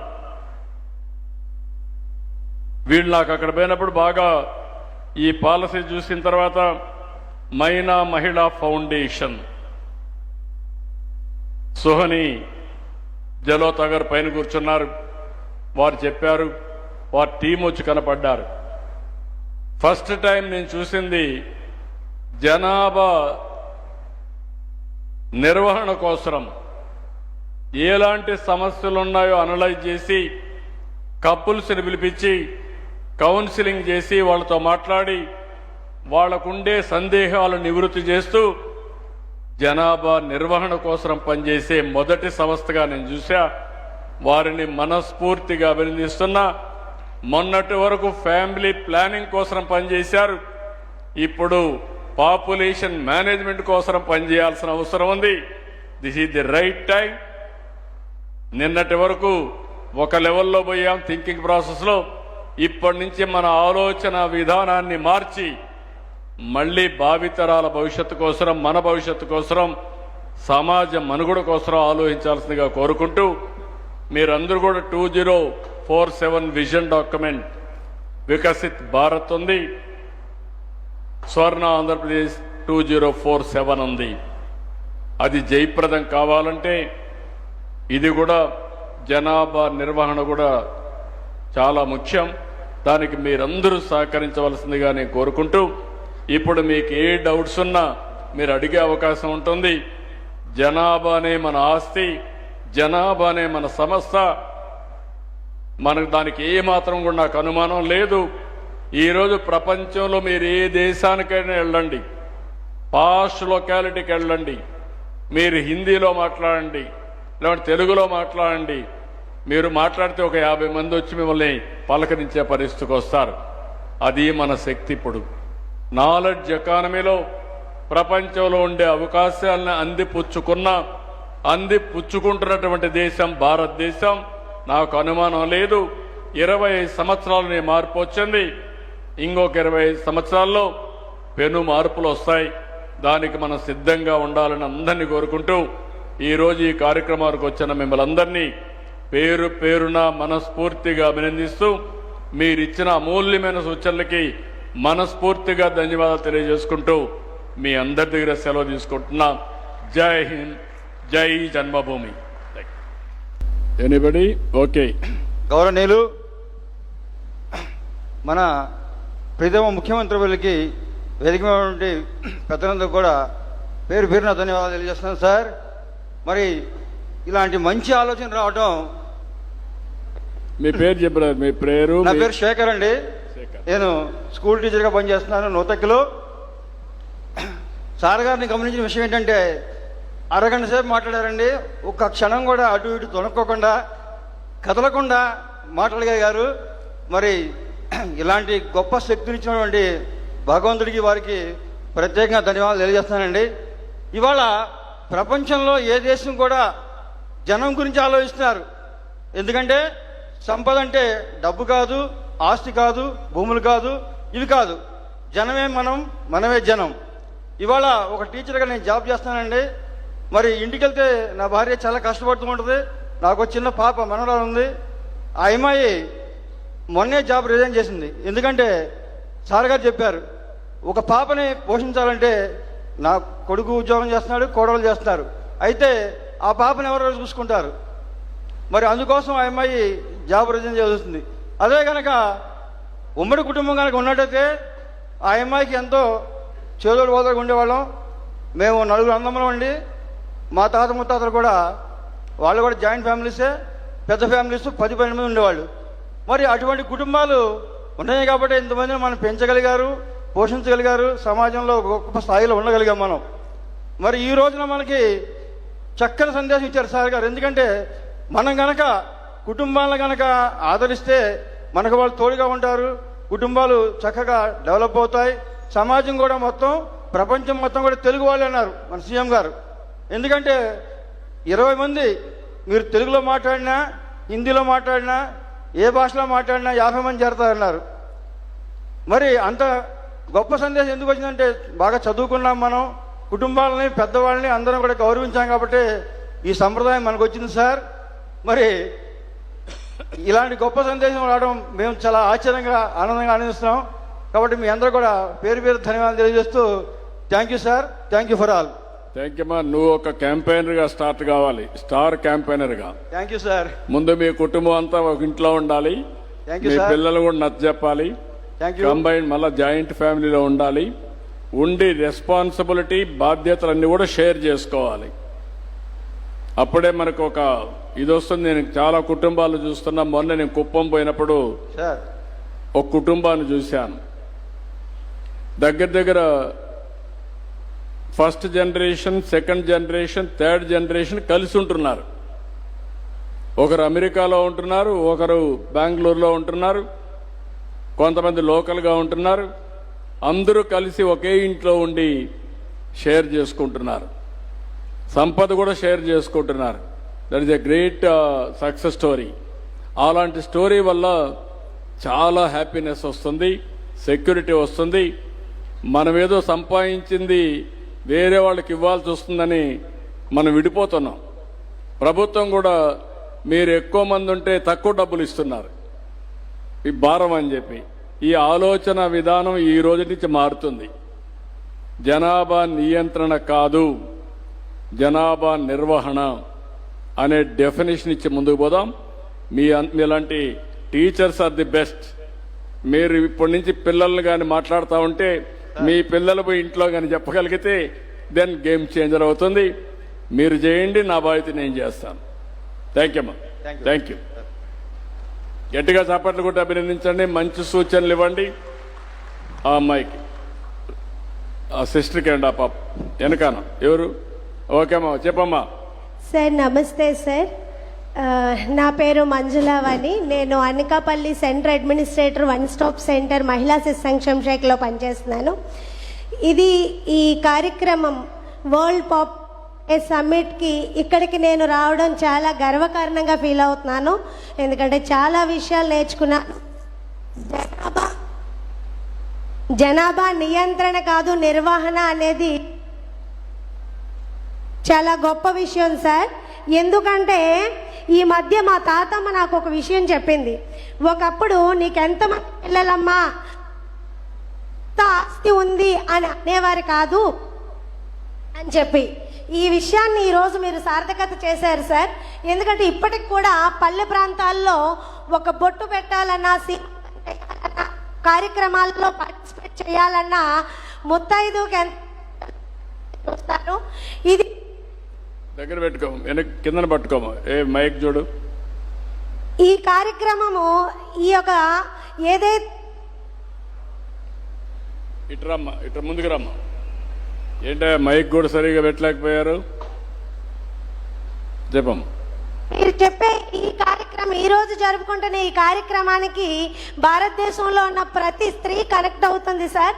ఎందుకంటే పిల్లల కంటం అనేది ఒక వరం, అది భగవంతుడు ఇవ్వాలి, దాన్ని సార్థకత చేయాలి. సో ఈ కార్యక్రమం సార్, జనాభా నిర్వహణ వల్ల ప్రజలందరికీ అర్థం అవ్వాల్సిన విషయం ఏంటంటే, ఇక్కడే కాదు రకరకాల దేశాలు వెళ్ళి మన దేశ ప్రజలు పనిచేస్తున్నారు. అలా మన ఏదైతే ప్రొడక్టివిటీ ఉందో అది ఇతర దేశాలకి వెళ్తున్నప్పుడు మన దగ్గర సరిపడినంత ప్రొడక్టివిటీ ఉండాలి. సో ఇది చాలా మంచి క్రమం. ఇందులో నేను మాట్లాడడానికి మీరు అవకాశం ఇచ్చినందుకు ధన్యవాదాలు సార్. Thank you sir. నీ పేరేంటమ్మా? మంజులావాణి సార్. మంజులావాణి గారు చెప్పింది చాలా కరెక్ట్. ఇది ఒకప్పుడు మన ఫ్యామిలీస్లో మనకు ఒక సాంప్రదాయం ఉండేది. పిల్లలు అనేది ఇంటికి ఒక సంపద. ఎవరైనా పిల్లలు పుట్టినప్పుడు కొత్తగా ఇంటికి కళ వచ్చింది అని సంబరాలు చేసుకునేవాళ్ళం. అలాంటి సాంప్రదాయం దేశం అంది. ఈరోజు ఎన్టీ రామారావు గారు ఒకప్పుడు ఒక సినిమా తీశారు, తాతమ్మ కళ అని ఒక సినిమా తీశారు. అందులో ఎంతమంది ఎక్కువ పిల్లలుంటే అంత ఆనందం ఉంటుందని చూపించారు. అలాంటి సాంప్రదాయాల్లో ఇప్పుడు మనందరం కూడా, మీరు ఒక మాట అన్నారు, ప్రపంచం మొత్తం మన వాళ్ళు వెళ్తున్నారు. కానీ ప్రపంచం అంతా వెళ్ళడం అవసరం. Think globally, act globally, distance is not the constraint. మీరు మీ అనకాపల్లో కూర్చొని ప్రపంచంలో పనిచేయడానికి ఒక కంపెనీ, స్టార్టప్ కంపెనీ స్టార్ట్ చేసే పరిస్థితి వస్తుంది. అవసరమైతే వేరే దేశాలు మళ్ళా వస్తూ ఉంటారు. కానీ ఇక్కడ ఒక్క విషయం మనం మర్చిపోకూడదు. భగవంతుడు ఆడవాళ్ళకే ఒక వరం ఇచ్చాడు. ఆ వరం పిల్లల్ని కనే వరం ఇంకెవరికి ఇవ్వలేదు, ఒక ఆడబిడ్డలకే ఇచ్చారు. అది సృష్టి రహస్యం. ఆ రహస్యంలో ఉండే గొప్పతనాన్ని మనం గుర్తుపెట్టుకొని మగవాళ్ళల్లో ఎక్కువ మార్పు తేవాల్సిన అవసరం ఉంది. ఏదో మీరందరూ ఇంట్లోనే ఉండాలి, మీకేం పని లేదు అనేది కాకుండా, నిన్న మొన్న ఎడ్యుకేషన్ మినిస్టర్ కూడా మాట్లాడుతూ చెప్పారు, మనం కొటేషన్లో మాట్లాడుతున్నాం. ఆడంగి మారిగా ఉండొద్దని, గాజులు దొడుక్కోవద్దని, లేకుంటే ఏడవద్దని, ఇలాంటివన్నీ మాట్లాడుతూ ఉంటాం. మహిళలు తక్కువ కాదు. ఆ విషయం ప్రతి ఒక్కరు గుర్తుపెట్టుకోవాల్సిన అవసరం ఉంది. ఆ మార్పు ప్రతి ఇంట్లో మగవాళ్లతో ప్రారంభమైతే సమాజం మొత్తం వస్తుంది. మనం అనుకున్న పని సాధ్యమవుతుంది. రెండోది, ప్రతి ఒక్క కుటుంబాన్ని నేను కోరుతున్నా, వీలైనంత వరకు కలిసి ఉందాం. కలిసి ఉంటే, సినిమాలు కూడా తీశారు, కలదు సుఖం అని చాలా వచ్చాయి. ఈరోజు నేను మిమ్మల్ని అందరినీ కోరేది, మళ్ళా మన ఆంధ్రప్రదేశ్ రాష్ట్రం న్యూ పాలసీస్ అన్నిటికీ నాంది పలుకుతున్నాం. ఇది ఒక కొత్త పాలసీకి నాంది పలికి ఒక 5-10 సంవత్సరాల్లో దీన్ని మనం రివర్స్ చేయగలిగితే ప్రపంచానికి ఒక నమూనాగా తయారవుతుంది. అలాంటి మంచి సజెషన్ ఇచ్చిన మంజులావాణి గారిని మనస్ఫూర్తిగా అభినందిస్తున్నా. గట్టిగా చప్పట్లు కొట్టి మీరు కూడా ఆశీర్వదించండి, అభినందించండి. సార్ చిన్న సబ్మిషన్ సార్. ప్లీజ్ అమ్మా. యాక్చువల్లీ మా ఫాదర్ పేరు అమర్నాథ్ గారు. ఆయన మీకు పెద్ద ఫ్యాను. చనిపోయే లోపు ఆయన మిమ్మల్ని చూడాలనుకున్నారు. బట్ నాకు ఒక మాట చెప్పేవారు, నువ్వు ఎక్కడైనా సర్వీస్ చేస్తూ చంద్రబాబు నాయుడు సార్ నీకు కనిపిస్తే ఖచ్చితంగా కలవని. ఆయన సెకండ్ స్ట్రోక్లో చనిపోయారు. ఈ రోజు అది ఫుల్ఫిల్ అయింది సార్. చాలా థ్యాంక్ యూ. థ్యాంక్ యూ అమ్మా. ఒక్కసారి ఇటు రమ్మ, ఫోటో తీసుకుంది పైకి రా. ఓకే, థ్యాంక్ యూ అమ్మా. మైక్ అక్కడ ఇవ్వండి, రామ్మా.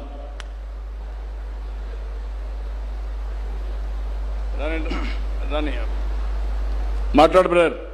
హలో సార్, మీకు ప్రత్యేకమైనటువంటి అభినందనలు, ధన్యవాదాలు. నేను సోషల్ స్టడీస్ టీచర్ని, డి రామకృష్ణ, అడబల్దేవి, బాపట్ల జిల్లా.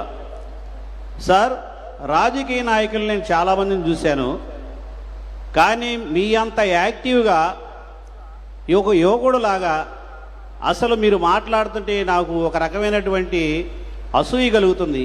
భగవంతుడు మీకు ఇంత శక్తినిచ్చాడు. నేను ఒక టీచర్గా ఒక గంట సేపు చెప్పిన తర్వాత రెస్ట్ తీసుకోవాలని కోరుకుంటా. నేను మీ యొక్క స్పీచ్ ఎప్పుడు వింటా, అసలు ఎప్పుడు కూడా అలసట కానీ దాంట్లో తప్పులు కానీ ఎక్కడ దొరికినట్లు నాకు కనిపించలా. కానీ భగవంతుడు మీకు ఇలాంటి వాగ్దాటి ఇచ్చినందుకు, శక్తినిచ్చినందుకు నేను ప్రత్యేక ధన్యవాదాలు తెలియజేసుకుంటూ, ఒక సోషల్ స్టడీస్ టీచర్గా నాకు ఒక డౌటు నా మదిలో లెగుస్తుంది. ఎందుకంటే నేను ఈ మధ్య సంక్రాంతి సెలవులకి హైదరాబాద్ వెళ్ళే, ఇంతవరకు నేను ఎప్పుడూ చూడాల. 12 గంటల తర్వాత హైదరాబాద్ వెళ్తే మా అల్లుడు కారులో తీసుకెళ్తుంటే అసలు సింగపూర్ ఎలా ఉంటుందా, అమెరికా ఎలా ఉంటుందా, జపాన్ ఎలా ఉంటుందా అని నాకు అనిపించింది. అంత అభివృద్ధి చేశారు. సరే, ఇప్పుడు మీరు, నా సందేహం ఏంటంటే జనాభా నిర్వహణ చేయాలి మనం. మీరు ఇప్పటికే సంక్షేమ పథకాలు, అభివృద్ధిలో చాలా ముందుగా ఉన్నారు. మరి జనాభా నిర్వహణ అతిగా పెరిగితే ఇలాంటి హైదరాబాద్ లాంటి పట్టణాలను మనం ఎక్కువగా అభివృద్ధి చేయవచ్చా? సంపద సరిపోదా లేదా అనేది నాకు ఒక డౌటు. ఎందుకంటే నేను పక్కా పల్లెటూరు నుంచి వచ్చా.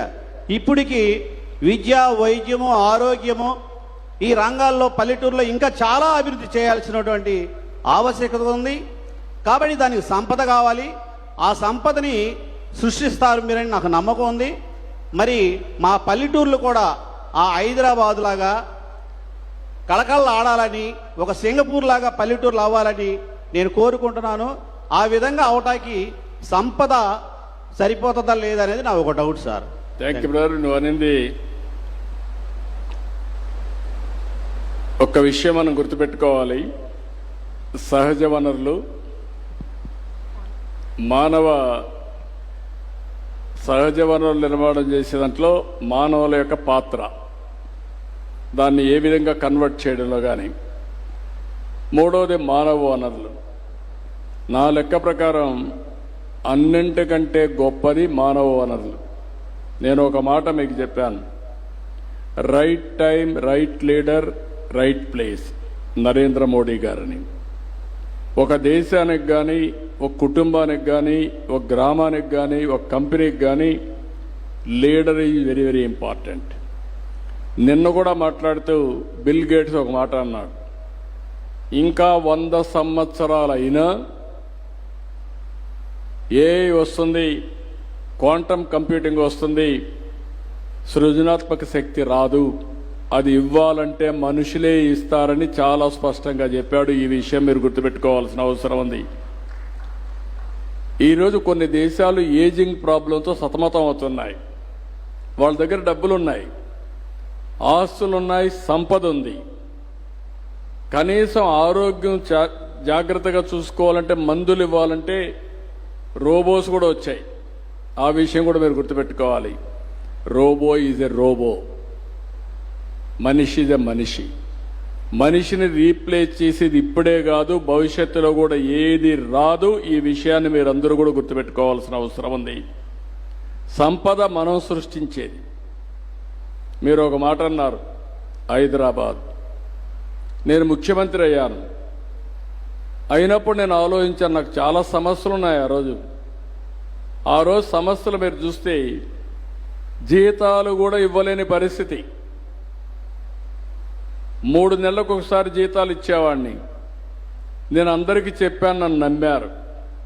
9 ఏళ్ళు సమయం ఇచ్చారు. బెస్ట్ పాలసీస్ క్రియేట్ చేశాను, పబ్లిక్ పాలసీ. అందుకే ఒక మాట చెప్తున్నా మీ అందరికీ, పబ్లిక్ పాలసీ అనేది డెడ్లీ కాంబినేషన్. ఇక్కడే ఎకనామిక్ అడ్వైజర్ గారు ఉన్నారు ప్రధానమంత్రి గారికి.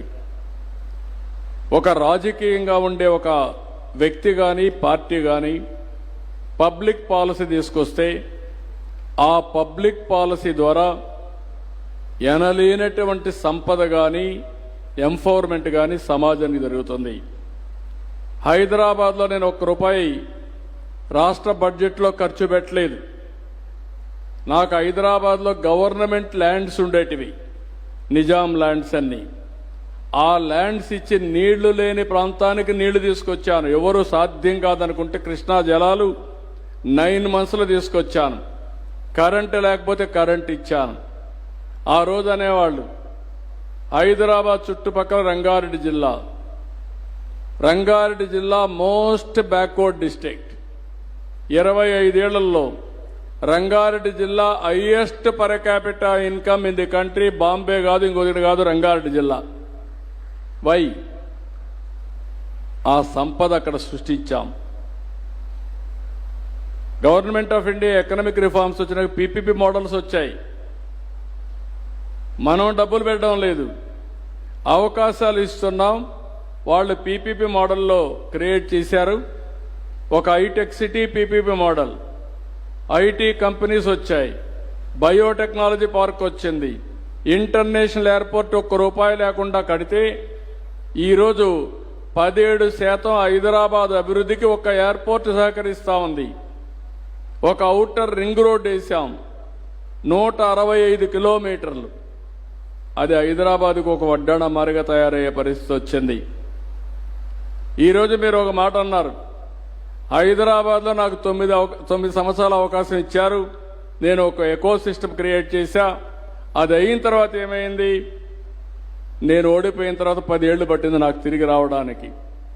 అదే గాని 2004లో మళ్ళీ గెలిచి ఉండుంటే ఈరోజు తెలుగు జాతి ఎక్కడుండేదో ఒక్కసారి ఊహించుకోమని మిమ్మల్ని కోరుతున్న. నెక్స్ట్ లెవెల్కి వెళ్ళిపోయేవాళ్ళం. అప్పుడు వేసిన ఫౌండేషన్తో సింగపూర్ కంటే బెటర్గా, దుబాయ్ కంటే బెటర్గా హైదరాబాద్ వచ్చింది. విభజన జరిగింది. ఇక్కడికి వచ్చి దానికంటే బెస్ట్ సిటీ ఇక్కడ కట్టేవాళ్ళం. విశాఖపట్నం తయారయ్యేది, తిరుపతి తయారయ్యేది, రాష్ట్రం మొత్తం అభివృద్ధి అయ్యేది. అందుకే ఈరోజు మీకు అందరికీ ఇక్కడ టెంట్లో వేసి ఇక్కడ కూర్చొని పెట్టారంటే ఏ కార్యక్రమం జరిగినా అమరావతి నుంచే చేయాలనే దృఢ సంకల్పంతో తొందరలోనే ఇక్కడ కన్స్ట్రక్షన్ జరగాలని ఇక్కడే పెట్టాను. మీకు అష్యూరెన్స్ ఇస్తున్నా, డెఫినెట్గా ఆంధ్రాకు ఈ శక్తి ఉంది. సమస్యలు తాత్కాలికం, సమస్యల నుంచే పరిష్కార మార్గాలు ఎత్తుక్కోవాలి. జపాన్ లాంటి దేశం 2వ ప్రపంచ యుద్ధంలో పూర్తిగా స్మాష్ అయిపోయి ఆ బూడిద నుంచే ఈరోజు చూస్తే ఒక బ్రహ్మాండమైన దేశంగా తయారైందంటే పట్టుదల. మన వాళ్ళు తెలివిలో తక్కువ కాదు. నేను ఒకటే హామీ ఇస్తున్నా, మీకు ఏమాత్రం అనుమానం అవసరం లేదు. జనాభా అవసరం. జనాభా లేకపోతే ఎవరి కోసం పనిచేయాలి? ఇప్పుడు నేను చెప్పాను 1.7 మన యొక్క ఫెర్టిలిటీ రేట్, 2.1 ఉంటే రీప్లేస్మెంట్ లెవెల్. ఇప్పటికే 0.4% తగ్గిపోయాం. కళ్ళు మూసుకొని కళ్ళు తెరిసే లోపల ఇది 1కు వస్తుంది. ఇప్పుడే చాలా మంది యువతంతా అబ్రాడ్ వెళ్ళిపోయారు. కొన్ని గ్రామాల్లో ముసలి వాళ్ళే ఉండే పరిస్థితికి వచ్చారు. రేపు కానీ ఇది కూడా జరిగితే ఇంకెక్కడో మనుషులు ఉండరు. ఊర్లే పేర్లు మార్చుకోవాల్సి, ఊరే కనపడదు, ఆ ఊరి పేరే ఉండదు. ఆ విషయం మీరు గుర్తుపెట్టుకోవాల్సిన అవసరం ఉంది. ఈ జనాభా నిర్వహణ చేద్దాం. రాష్ట్రాన్ని నెంబర్ 1 రాష్ట్రంగా చేసుకుందాం. అది మన చేతల్లో ఉందని మరొక్కసారి మీ అందరికీ విజ్ఞప్తి చేస్తున్నా. మీకు ఏమాత్రం అనుమానం అవసరం లేదు. జనాభా కావాలి, దీనికి డబ్బులు కూడా ఖర్చు పెడతాం. అందుకే ఒక చిన్న పాలసీ మీకు ఎగ్జాంపుల్. 7 మంది ఉండే పిల్లలుంటే 7-15 అంటే 1,05,000 తల్లికి వందనం కింద ఒక కుటుంబానికి ఇచ్చామంటే అది ఈ ప్రభుత్వానికి జనాభా నిర్వహణ పైన ఉండే కమిట్మెంట్. మీరు కూడా నేను చాలా పాలసీలు తీసుకొస్తాను. ఇప్పుడు ఫ్లెక్సిబుల్ వర్కింగ్ అన్నారు, అవన్నీ కూడా ఏం చేయాలి అన్నీ ఆలోచిస్తాం. మీరు కూడా ఆలోచించండి. మనం దీన్ని ఒక ట్రెండ్ సెటర్ కింద తీసుకెళ్దాం. ఇక్కడ మైక్ ఇవ్వండి, వారికి ఇవ్వండి మైక్, ఆ మైక్ ఇవ్వండి. నమస్తే సార్. మైక్ ఎక్కడమ్మా? మీరు మాట్లాడేసిన మళ్ళీ ఇక్కడ ఇవ్వండి. నమస్తే సార్. నేను మహిళా శిశు సంక్షేమ శాఖలో సూపర్వైజర్గా చేస్తున్నాను. నా పేరు కె సౌజన్యశ్రీ. మీరు ఇప్పుడు చెప్పింది జనాభా నియంత్రణ బదులు జనాభా నిర్వహణ అనే విషయం విన్నప్పుడు మేము ఫీల్డ్లో ఏంటంటే ఒకళ్ళు మగ పిల్లల కోసం ఆపరేషన్ చేయించుకోకుండా ఉన్నప్పుడు ఏదైతే అవేర్నెస్ ఇచ్చామో ఒకళ్ళు ఇద్దరు చాలమ్మా, అమ్మాయి అయినా అబ్బాయి అయినా ఒకటే అని చెప్పిన రోజులు గుర్తొస్తున్నాయి.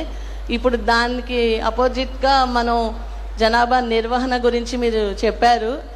అలానే ఎంప్లాయీస్లో కూడా ఇది జనాభా నిర్వహణ వల్ల ఇప్పుడు సాఫ్ట్వేర్ బిజీ షెడ్యూల్లో పిల్లలని కనడం కూడా మర్చిపోయి అంటే ఎక్కువ బిజీ లైఫ్లో పిల్లల్ని మర్చిపోతున్నారు. కాబట్టి ఈ మేనేజ్మెంట్లో ముందు ఫీల్డ్ స్థాయి కన్నా మన ఎంప్లాయీస్లో కూడా మార్పు రావాలనేది నా ఉద్దేశం. మీరు చెప్పింది మనందరితో స్టార్ట్ చేయాలి. ముందు చదువుకున్న వాళ్ళ నుంచి చదువుకోని వాళ్ళని మనం మోటివేట్ చేయాలి. అలానే నాకు ఒక చిన్న డౌట్ సార్.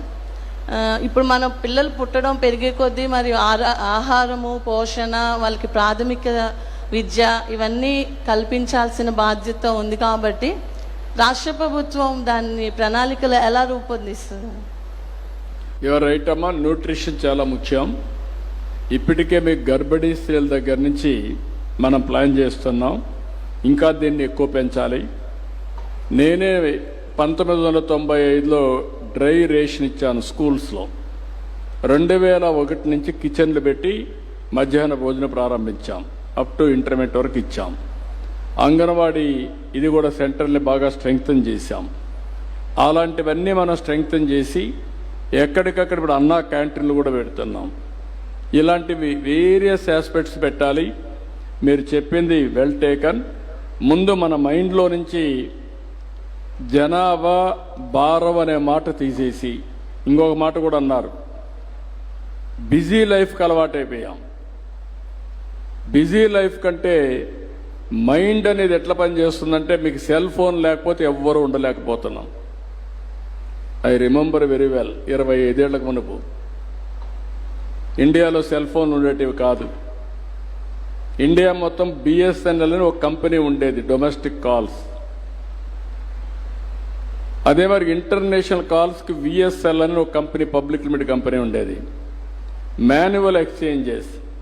మీకు ఎవరన్నా ఫోన్ కాల్ కావాలంటే మీ జీవితంలో వచ్చేటే కాదు. మీరు కబురు పంపాలంటే మీ ఊర్లో కొంతమంది మనుషులు ఉండేవాళ్ళు, తోటని అలాంటి మనుషులు పెట్టుకొని వాళ్ళ దగ్గర కబుర్లు పంపించేవాళ్ళు.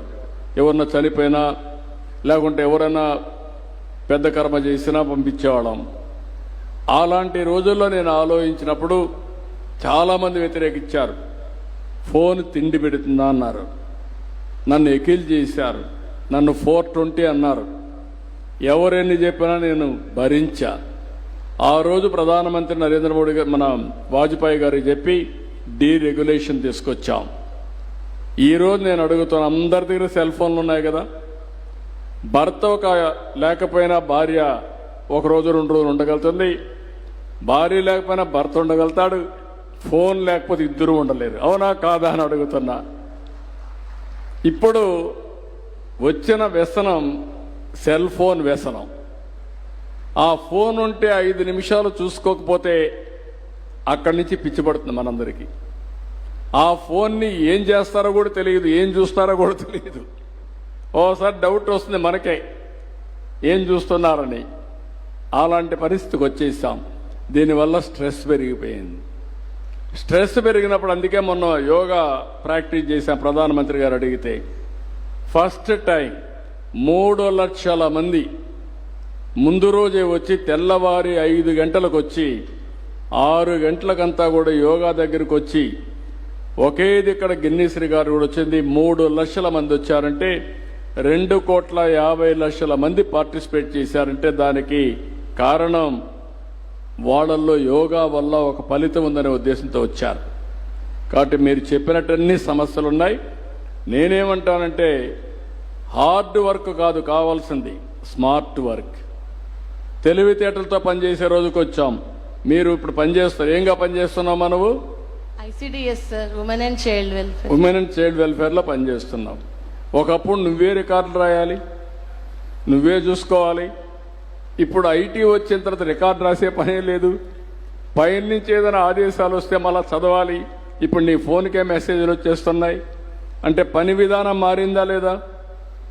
మారింది సార్. ఇంకా మారిపోతుంది, పని కూడా తగ్గిపోతుంది. కానీ స్మార్ట్గా పనిచేయాలి. ఏఐ వస్తుంది, మెషిన్ లెర్నింగ్ వస్తుంది. ఏది వచ్చినా కూడా మనిషిని రీప్లేస్ చేయలేం. మీ జడ్జిమెంట్ ముఖ్యం. ఆ విధంగా రీఓరియంట్ చేయగలిగితే ఎవ్రీథింగ్ ఇస్ సాధ్యం. మీరే అన్నారు, ఒకప్పుడు నేనే మాట్లాడాను. ఒక ఊరికి పోయి ఇదే మరిగా మీటింగ్లు పెట్టి 1 చైల్డ్ 2 చైల్డ్ 3 చైల్డ్ని పిలిపించి తల్లుల దగ్గర చెప్పించేవాడిని.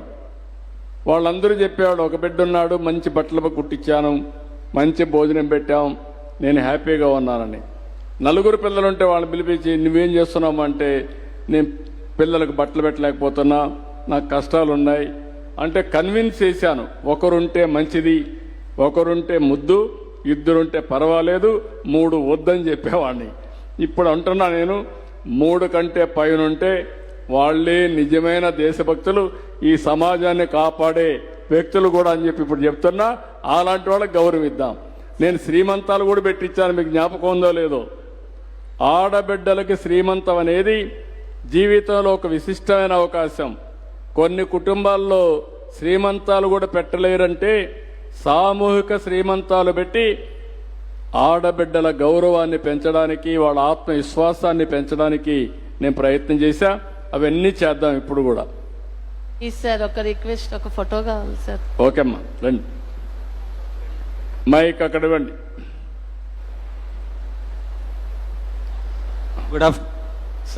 Good afternoon, sir. Sir, I am a re-employed ex-serviceman teacher, social studies. Sir, దేనికైనా సరే పిల్లలు కనాలి అంటే ఈ రోజుల్లో ఖర్చులు ఇవన్నీ మీకు తెలిసిన విషయమే. అన్నిట్లకి గవర్నమెంట్ సపోర్ట్ చేయటం అనేది I think it's very difficult. Education సిస్టంలో నేను అబ్జర్వ్ చేసిన దాన్ని ఏంటంటే, ఎడ్యుకేషన్ సిస్టంలో మనం వొకేషనల్ ఎడ్యుకేషన్కి, higher education it is increasing by leaps and bounds in Andhra Pradesh. కానీ ఈ వొకేషనల్ ఎడ్యుకేషన్ మీద ఇంకొంచెం మనము కాన్సన్ట్రేట్ చేసినట్లయితే ఈ యొక్క పిల్లలు కానీ ఎవరైనా సరే కొంచెం తొందరగా సెటిల్ అయ్యి ఎకనామిక్ ఇండిపెండెన్స్ ఉన్నప్పుడు ఆటోమేటిక్గా they can think of having more children. That's what I feel, sir.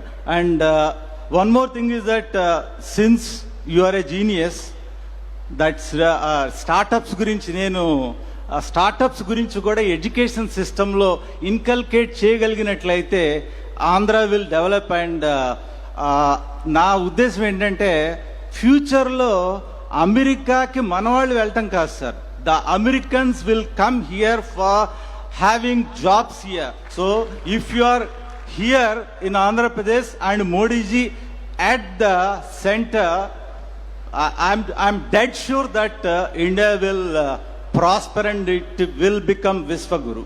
Thank you. Thank you brother, నువ్వు చెప్పింది కరెక్ట్.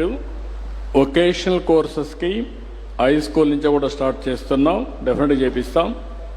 భవిష్యత్తు ఈరోజు మీరు రాసి పెట్టుకోండి. ఫ్లెక్సిబుల్ వర్కింగ్ వస్తుంది. బ్లూ కాలర్ అంటే కార్పెంటరు, మెకానిక్, ప్లంబరు, డ్రైవరు, ఇలాంటి ఉద్యోగాలన్నీ. అదే సమయంలో వైట్ కాలర్ లేబర్ అంటే ఐటీ లేకుంటే ఇలాంటివన్నీ ఉంటాయి. రాబోయే రోజుల్లో మీరు గుర్తుపెట్టుకోవాల్సింది, ఎవరికి ఏ పని కావాలన్నా అవతల వాళ్ళు సమయం ఉంటే పని చేస్తారు. అంటే రాబోయే రోజుల్లో డ్రైవర్ ఈరోజు 24 గంటలు పెట్టుకుంటున్నాం, లేకుంటే నెలవారీగా పెట్టుకుంటాం, సంవత్సరం పెట్టుకుంటాం. రేపటి నుంచి అట్లా ఉండరు. రోజు రోజుకు మారి గంటకు ఒక డ్రాప్ చేయాలంటే డ్రైవర్ వస్తాడు, డ్రాప్ చేసి వెళ్ళిపోతాడు. లేకుంటే ఒక 3 గంటలకు వస్తారు. ఒక ప్లంబర్ మీకు పని ఉంటే మెసేజ్ పెడితే వస్తారు. ఎవరిని పిలవాలన్నా మీరు కూడా రేటింగ్ చూసుకొని హై రేటింగ్ ఎవరికి ఉంటే వాళ్ళనే పిలుస్తారు. అంటే ప్రజలు ఆమోదించిన వ్యక్తిని మీరు పిలిచి పని చేయించుకుంటారు. క్వాలిటీ సర్వీస్ కోసరం. ఐటీ మీరు బయట పోవాల్సిన పని లేదు. మారుమూల గ్రామంలో మీరు కూర్చొని ఒక ఐటీ కంపెనీ స్టార్టప్ చేయొచ్చు. మీకు శక్తిని బట్టి ప్రపంచం మొత్తం ఇప్పుడు ఊబరైజేషన్ ఉంది. మొన్నే గుంటూరు కుర్రాడు, వాళ్ళ నాన్న ఇక్కడే పుట్టాడు, నిజామాబాద్కి మైగ్రేట్ అయ్యాడు, తెలుగుదేశం పార్టీలో పనిచేసేవాడు. నన్ను చూస్తే పిల్లల్ని బాగా చదివిచ్చారు. అతను ఐఐటి చేశాడు.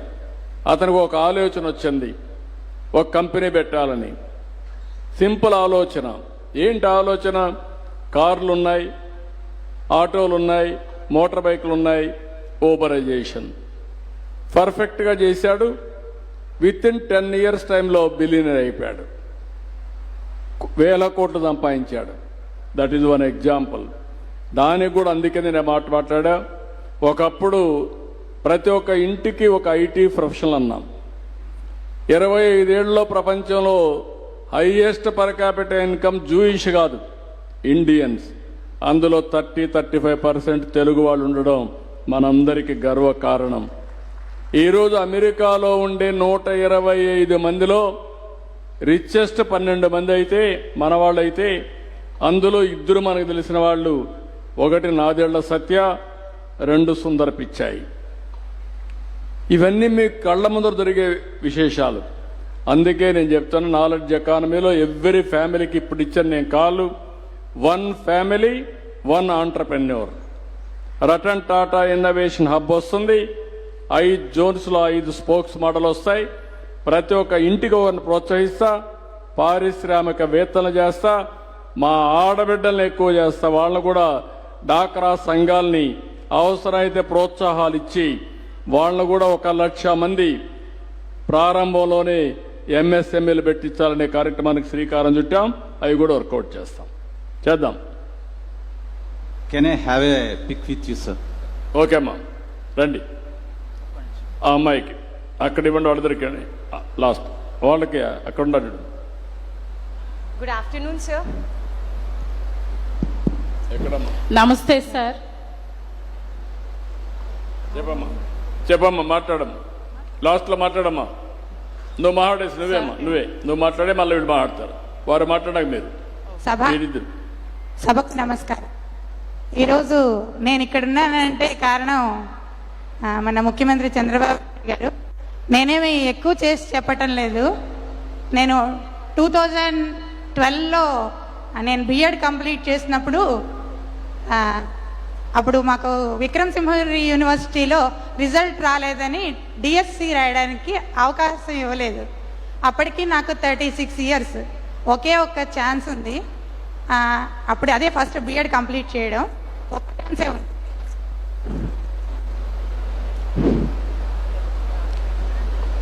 ఒక్క ఛాన్సే ఉంది. ఈ నెక్స్ట్ ఛాన్స్ ఇవ్వకపోతే నేను జీవితంలో టీచర్ని అవ్వలేను అనుకున్నాను. సార్ 36 నుంచి 38 yearsకి దాన్ని ఏజ్ని పెంచడం వల్ల నేను డిఎస్సి రాశాను. సార్ దగ్గర నేను చిత్తూరు జిల్లా ఫస్ట్ ర్యాంక్ వచ్చింది నాకు. ఇంటర్ డిస్ట్రిక్ట్ ట్రాన్స్ఫర్లో గుంటూరు వచ్చాను. యాక్చువల్గా 2016 June 1న విజయవాడలో సార్ చేతుల మీదుగా లెటర్ తీసుకోవాల్సిన వాళ్ళల్లో నేను కూడా ఒకదాన్ని. సో ఆ రోజు ప్రోగ్రామ్ చాలా హడావుడిగా జరిగిపోవడం వల్ల చిత్తూరు జిల్లాయే కదా సార్, నాకు ఖచ్చితంగా లెటర్ ఆయన చేతుల మీద నుంచి నేను తీసుకుందాం అనుకున్నాను. సో మిస్ అయిపోయింది రోజున. తర్వాత నీకు స్టేట్లో 3rd ర్యాంకు, డిస్ట్రిక్ట్లో 1st ర్యాంక్ వచ్చింది కదా, గ్రూప్స్ ఎందుకు రాయకూడదు నువ్వు రాయకూడదు అని నన్ను క్వశ్చన్ చేశారు. సో నేను ఒకటే అనుకున్నాను, ఏంటంటే స్కూల్ ఎడ్యుకేషన్ స్ట్రాంగ్గా ఉండడం వల్ల 35 సంవత్సరాల తర్వాత నేను ఉద్యోగాన్ని సాధించగలిగాను. సో ఇదే స్కూల్ ఎడ్యుకేషన్ నేను ఐఏఎస్ఓ, ఐపీఎస్ఓ, గ్రూప్ 1 ఆఫీసర్ అవడం కన్నా నా పిల్లలకి నేను ఇచ్చి వాళ్ళని కూడా ఎంతోమందిని గ్రూప్స్ ఆఫీసర్స్గా తయారు చేయాలనే ఉద్దేశంతో నేను ఈ ప్రొఫెషన్లో స్థిరపడదలుచుకున్నాను. అది నా ఎయిము. ఫస్ట్ నన్ను అందరూ క్వశ్చన్ చేసింది, నువ్వు ఎక్కడ చదువుకున్నావు చిన్నప్పుడు అని. సో ఈ క్వశ్చన్ నాలో చాలా మార్పు తీసుకొచ్చింది. నేను నా పిల్లలకి ఈ సంవత్సరం సోషల్ స్టడీస్ మా స్కూల్లో 3 పిల్లలకి 100 out of 100 వచ్చాయి సార్. చాలా సంతోషం అనిపించింది. నా school first 591 marks. Government school పిల్లలు ప్రైవేట్ స్కూల్కి ఏ మాత్రం తీసిపోరనిపించింది. మీరు లాస్ట్లో పిల్లలకి ఇచ్చిన సహకారం మర్చిపోలేంది. రకరకాల మెటీరియల్స్ ద్వారా, ప్లాన్స్ ద్వారా మీరు చాలా కోఆపరేట్ చేశారు. కొత్త సిలబస్ ఎలా హ్యాండిల్ చేయాలని భయపడే స్థాయి నుంచి ఏదైనా మేము చెప్పగలమనే స్థాయికి, మేము ఏదైనా చదవగలమనే స్థాయికి పిల్లల్ని తీసుకొచ్చి 100 days ప్రోగ్రాం పెట్టిన మీకు నిజంగా చేతులెత్తి నమస్కరిస్తున్నాను. చాలా చాలా థ్యాంక్స్ సార్. మీరు ఎడ్యుకేషన్ సిస్టమ్కి చాలా సహకరించారు. నా పేరు లక్ష్మీ ప్రసన్న. నేను ZPHS పెదకాక అని గుంటూరు జిల్లాకు వచ్చాను. ఇంకొక గొప్ప విషయం ఏంటంటే, ఇంటర్ డిస్ట్రిక్ట్లో వచ్చే వాళ్ళందరికీ మారుమూల ప్లేస్లు వస్తాయి, కానీ మీ పరిపాలన పారదర్శకంగా ఉండడం వల్ల టోటల్ ప్లేసెస్ అన్నీ చూపించడం, అలాగే మళ్ళీ టౌన్కి దగ్గరగా ఉండే ప్లేస్లో రావడం కూడా నా అదృష్టం. చాలా సంతోషం సార్. అదే ఇప్పుడే లక్ష్మీ ప్రసన్న గారు చెప్పింది మీరు చూస్తే ఒక సాటిస్ఫాక్షన్. ఒక టీచర్ ఆ ఉద్యోగం రావడానికి కూడా ట్రాన్స్పరెన్సీ కారణమైంది. ప్రత్యక్షంగా నేను చేసిన లాభం కంటే ఆ రోజు అవలంబించిన పాలసీ వల్ల ఆవిడ బెనిఫిషరీ అయింది. దానికి నేను గర్వపడుతున్నా. ఇప్పుడు ఆవిడకి పోస్టింగ్ కూడా రావడానికి కారణం ట్రాన్స్ఫర్స్ అన్నీ కూడా కౌన్సిలింగ్ విధానం తీసుకొచ్చాను. ఒకప్పుడు ట్రాన్స్ఫర్ టీచర్ చేయాలంటే జిల్లా పరిషత్ చైర్మన్ చేసేవాడు, ఆయన ఇంటికాడ పడిగాపులు కాసేవాళ్ళు. ఇప్పుడు పిల్లలకు బాగా చదువు చెప్తే కోరుకున్న ప్లేసే కాకుండా గౌరవప్రదంగా ఉద్యోగం ఉంటుందని నిరూపించింది ఈ ప్రభుత్వం. మిమ్మల్ని ప్రోత్సహిస్తామా. నేను మీ అమ్మాయిని చూసినప్పుడు నేను గర్వపడుతున్నా. చాలా మంది స్వార్థం కోసం ఆలోచిస్తారు, వాళ్ళ క్యారియర్ కోసం ఆలోచిస్తారు. ఉద్యోగం వచ్చిన తర్వాత వృత్తి యొక్క పవిత్రత గుర్తుపెట్టుకొని నా వల్ల బాగా చదువు చెప్తే కొన్ని లక్షల మందిని రాబోయే రోజుల్లో నేను తయారు చేయగలుగుతాను. గ్రూప్ 1, గ్రూప్ 2 IAS అనే ఉద్దేశంతో సోషల్ స్టడీస్ చూస్తున్నా. ఆ అమ్మాయి వన్ ఆఫ్ ది బెస్ట్. ఇప్పుడు అందరినీ కూడా మెరిటోరియస్గా తయారు చేసింది. ప్రైవేట్ కంటే గవర్నమెంట్ తక్కువ కాదని నిరూపించింది. మనస్ఫూర్తిగా అభినందనలు. నేను రియల్గా ఐఎమ్ ప్రౌడ్ ఆఫ్ హర్. గట్టిగా చప్పట్లు కొట్టి అందరూ అభినందించండి, ప్రోత్సహించండి. ఇలాంటి ప్రోత్సాహాలు మనం చేయగలిగితే మనమే మోటివేటర్స్. ఒకటి సెల్ఫ్ మోటివేషన్, రెండోది సమాజం అప్రిషియేట్ చేస్తే ఇలాంటి వాళ్ళు ఇంకా ప్రోత్సాహంతో ముందుకు వస్తారు. గర్వపడుతున్నానమ్మా. Thank you sir. చిత్తూరు జిల్లా అన్నావు, చాలా సంతోషం. Tiruchanur first posting sir. అక్కడ కూడా తిరుపతిలోనే ఫస్ట్ పోస్టింగ్ తీసుకున్నాను sir. Good. My wish all the best. తర్వాత ఒక్క మాట సార్, నా పేరు కల్లూరి నాగ వెంకట సత్య సూర్య లక్ష్మీ ప్రసన్న. అందరూ నవ్వేవాళ్ళు, నీకెందుకంత పెద్ద పేరు పెట్టారు అని. నేను మా అమ్మగారికి నాన్నగారికి 13 years పిల్లలు పుట్టకపోతే పుట్టానంట. అయితే 35 years వచ్చినా కూడా ఏం సాధించలేదు. ఈ పుట్టుకకు ఉపయోగం ఏమిటి అన్నప్పుడు చాలా బాధ అనిపించింది. ఈ ఉద్యోగం చేసి ఈరోజు ఇలా మైక్ పట్టుకుని నేను మీతో మాట్లాడుతుంటే చాలా గర్వంగా ఉంది సార్. నేను జీవితంలో సాధించాలనుకున్నవన్నీ సాధించాను. ఫ్యూచర్లో ఇంకా కావాల్సినవన్నీ కూడా నేను సాధిస్తాను. చాలా ఎమోషనల్గా ఉంది. Thank you sir. Thank you so much. Very nice of you. అవకాశాలు కల్పించే బాధ్యత నాది. లక్ష్మీ ప్రసన్న మారిగా అందరూ అవకాశాలు అందిపుచ్చుకోగలిగితే ఆకాశమే హద్దుగా ఉంటుంది. ఆ మెసేజ్ రాష్ట్రంలో అందరికీ నేను ఇస్తున్న, దయచేసి ఆలోచించుకోవాల్సి కోరుతూ లాస్ట్లో ఒకరిద్దరు మాట్లాడించాను. వాళ్ళిద్దరిని ఇక్కడ మైక్ అప్పటి నుంచి చేయి పైకెత్తా ఉంది, ఆవిడకి ఇవ్వండి. ఇక్కడ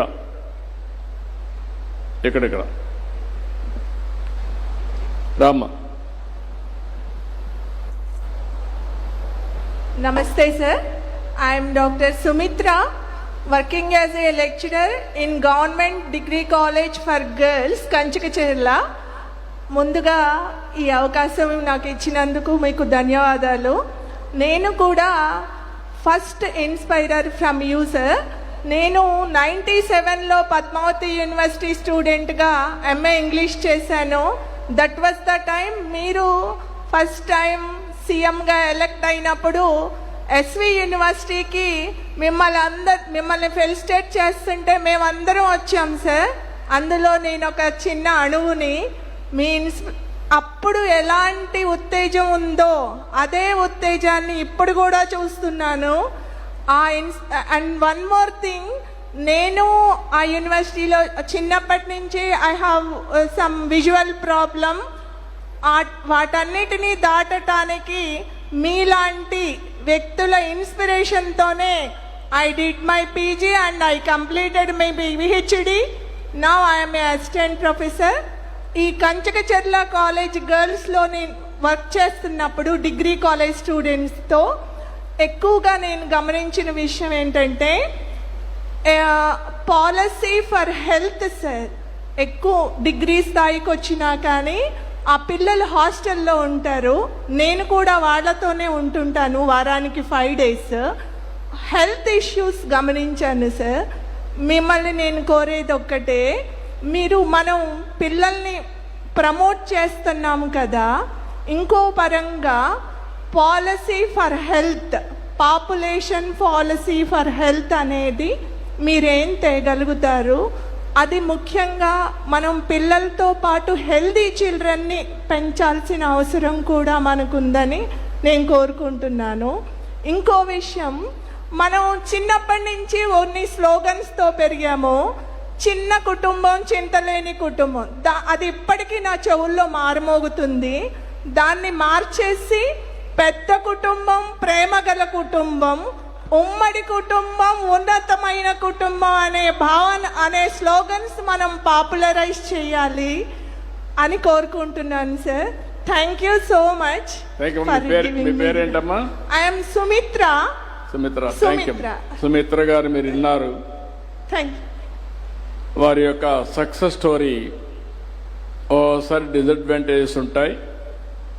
డిసడ్వాంటేజ్ పైన ఫైట్ చేసి అడ్వాంటేజ్గా మార్చుకొని సమాజ హితం కోసం పనిచేస్తున్న వారిని మనస్ఫూర్తిగా అభినందిస్తున్నా. గట్టిగా అందరూ చప్పట్లు కొట్టి అభినందించాలి. ఏది ఇంపాసిబుల్ కాదు, ఏది అయినా పాసిబులే. ఫోటో తీయించుకోవచ్చు రమ్మ, ఏదైనా పాసిబులే. వారు ఆ విషయాన్ని మనకు నిరూపించారు. వారిని అభినందిస్తూ ఈరోజు మీరు చెప్పిన దానిపైన మేము అందరం కూడా విన్నాం. మీ సమస్యలని గైడ్ చేయి, సమస్యలన్నీ కూడా చూశారు. నేను మిమ్మల్ని అందరినీ రిక్వెస్ట్ చేసేది, ఇది ప్రారంభం మాత్రం. ఇంకా దీన్ని మనం లాజికల్గా తీసుకుపోవాల్సిన అవసరం ఉంది. ఇప్పుడు మీరందరూ కూడా చాలామంది మాట్లాడాలనుకుంటున్నారు. నాకేం అబ్జెక్షన్ లేదు, కానీ 2 గంటలు అయిపోయింది, భోజనం కూడా చేయలేదు. మిమ్మల్ని డిలే చేయడం కూడా కరెక్ట్ కాదు. దానికోసం మీరు ఏదైనా ఉంటే ఒక 5 నిమిషాలు, ఓకే 5-10 minutes వరకు మాట్లాడు.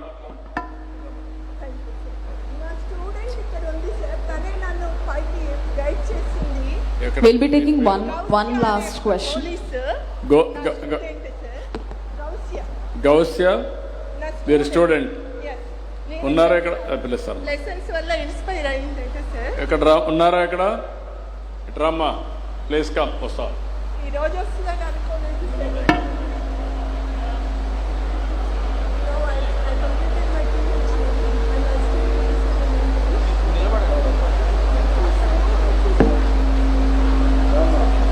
Okay, after this we'll be taking one last question. చూస్తే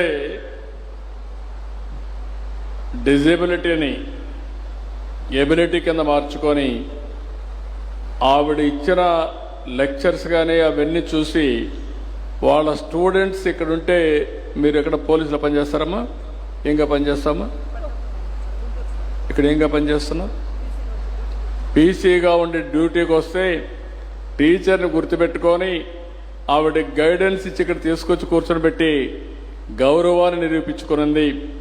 అది మెరిట్కు ఉండే ప్రభావం. మనం చేసే పనుల వల్ల జీవితంలో గుర్తింపు ఉంటుంది. ఒక పక్కన మీ పేరు ఏమన్నా? స్వాతి గారు. సుమిత్ర డాక్టర్ గారిని, వారి స్టూడెంట్ కూడా, నీ పేరేంటమ్మా? గౌస్య. గౌస్య. ఆ అమ్మాయిని కూడా మనస్ఫూర్తిగా అభినందిస్తున్న. చాలామంది ఏం చేస్తారంటే స్టూడెంట్గా ఉంటే పలకరించరు, కానీ ఈవిడ చేసిన కృషి గుర్తుపెట్టుకొని పోలీస్ కానిస్టేబుల్ ఉంటే అండగా వచ్చి కృతజ్ఞతాభావంతో పనిచేసిందంటే ఇద్దరిని కూడా అభినందిస్తున్నా. ఇది బాంధవ్యం. ఇలాంటి మంచి సాంప్రదాయాలకు నాంది పలకాల్సిన బాధ్యత మనందరి పైన ఉంది. అప్పుడే ఒక మంచి సమాజాన్ని, బాధ్యత కలిగిన సమాజాన్ని మనం నిర్మాణం చేసుకుంటాం. Thank you. Good afternoon, everyone. Respected Chief Minister, sir. The program conducted here, the first Amravati Summit of World Population Day, is wonderful, and we all are glad that this is being attended. I'm Dr. Pravalika Tirmansetti, gynecologist from Government Hospital, Vijayawada. Inka దగ్గర. I'm Dr. Pravalika Tirmansetti, gynecologist from Government Hospital, Vijayawada. As a young working woman, I have this question to ask the state government.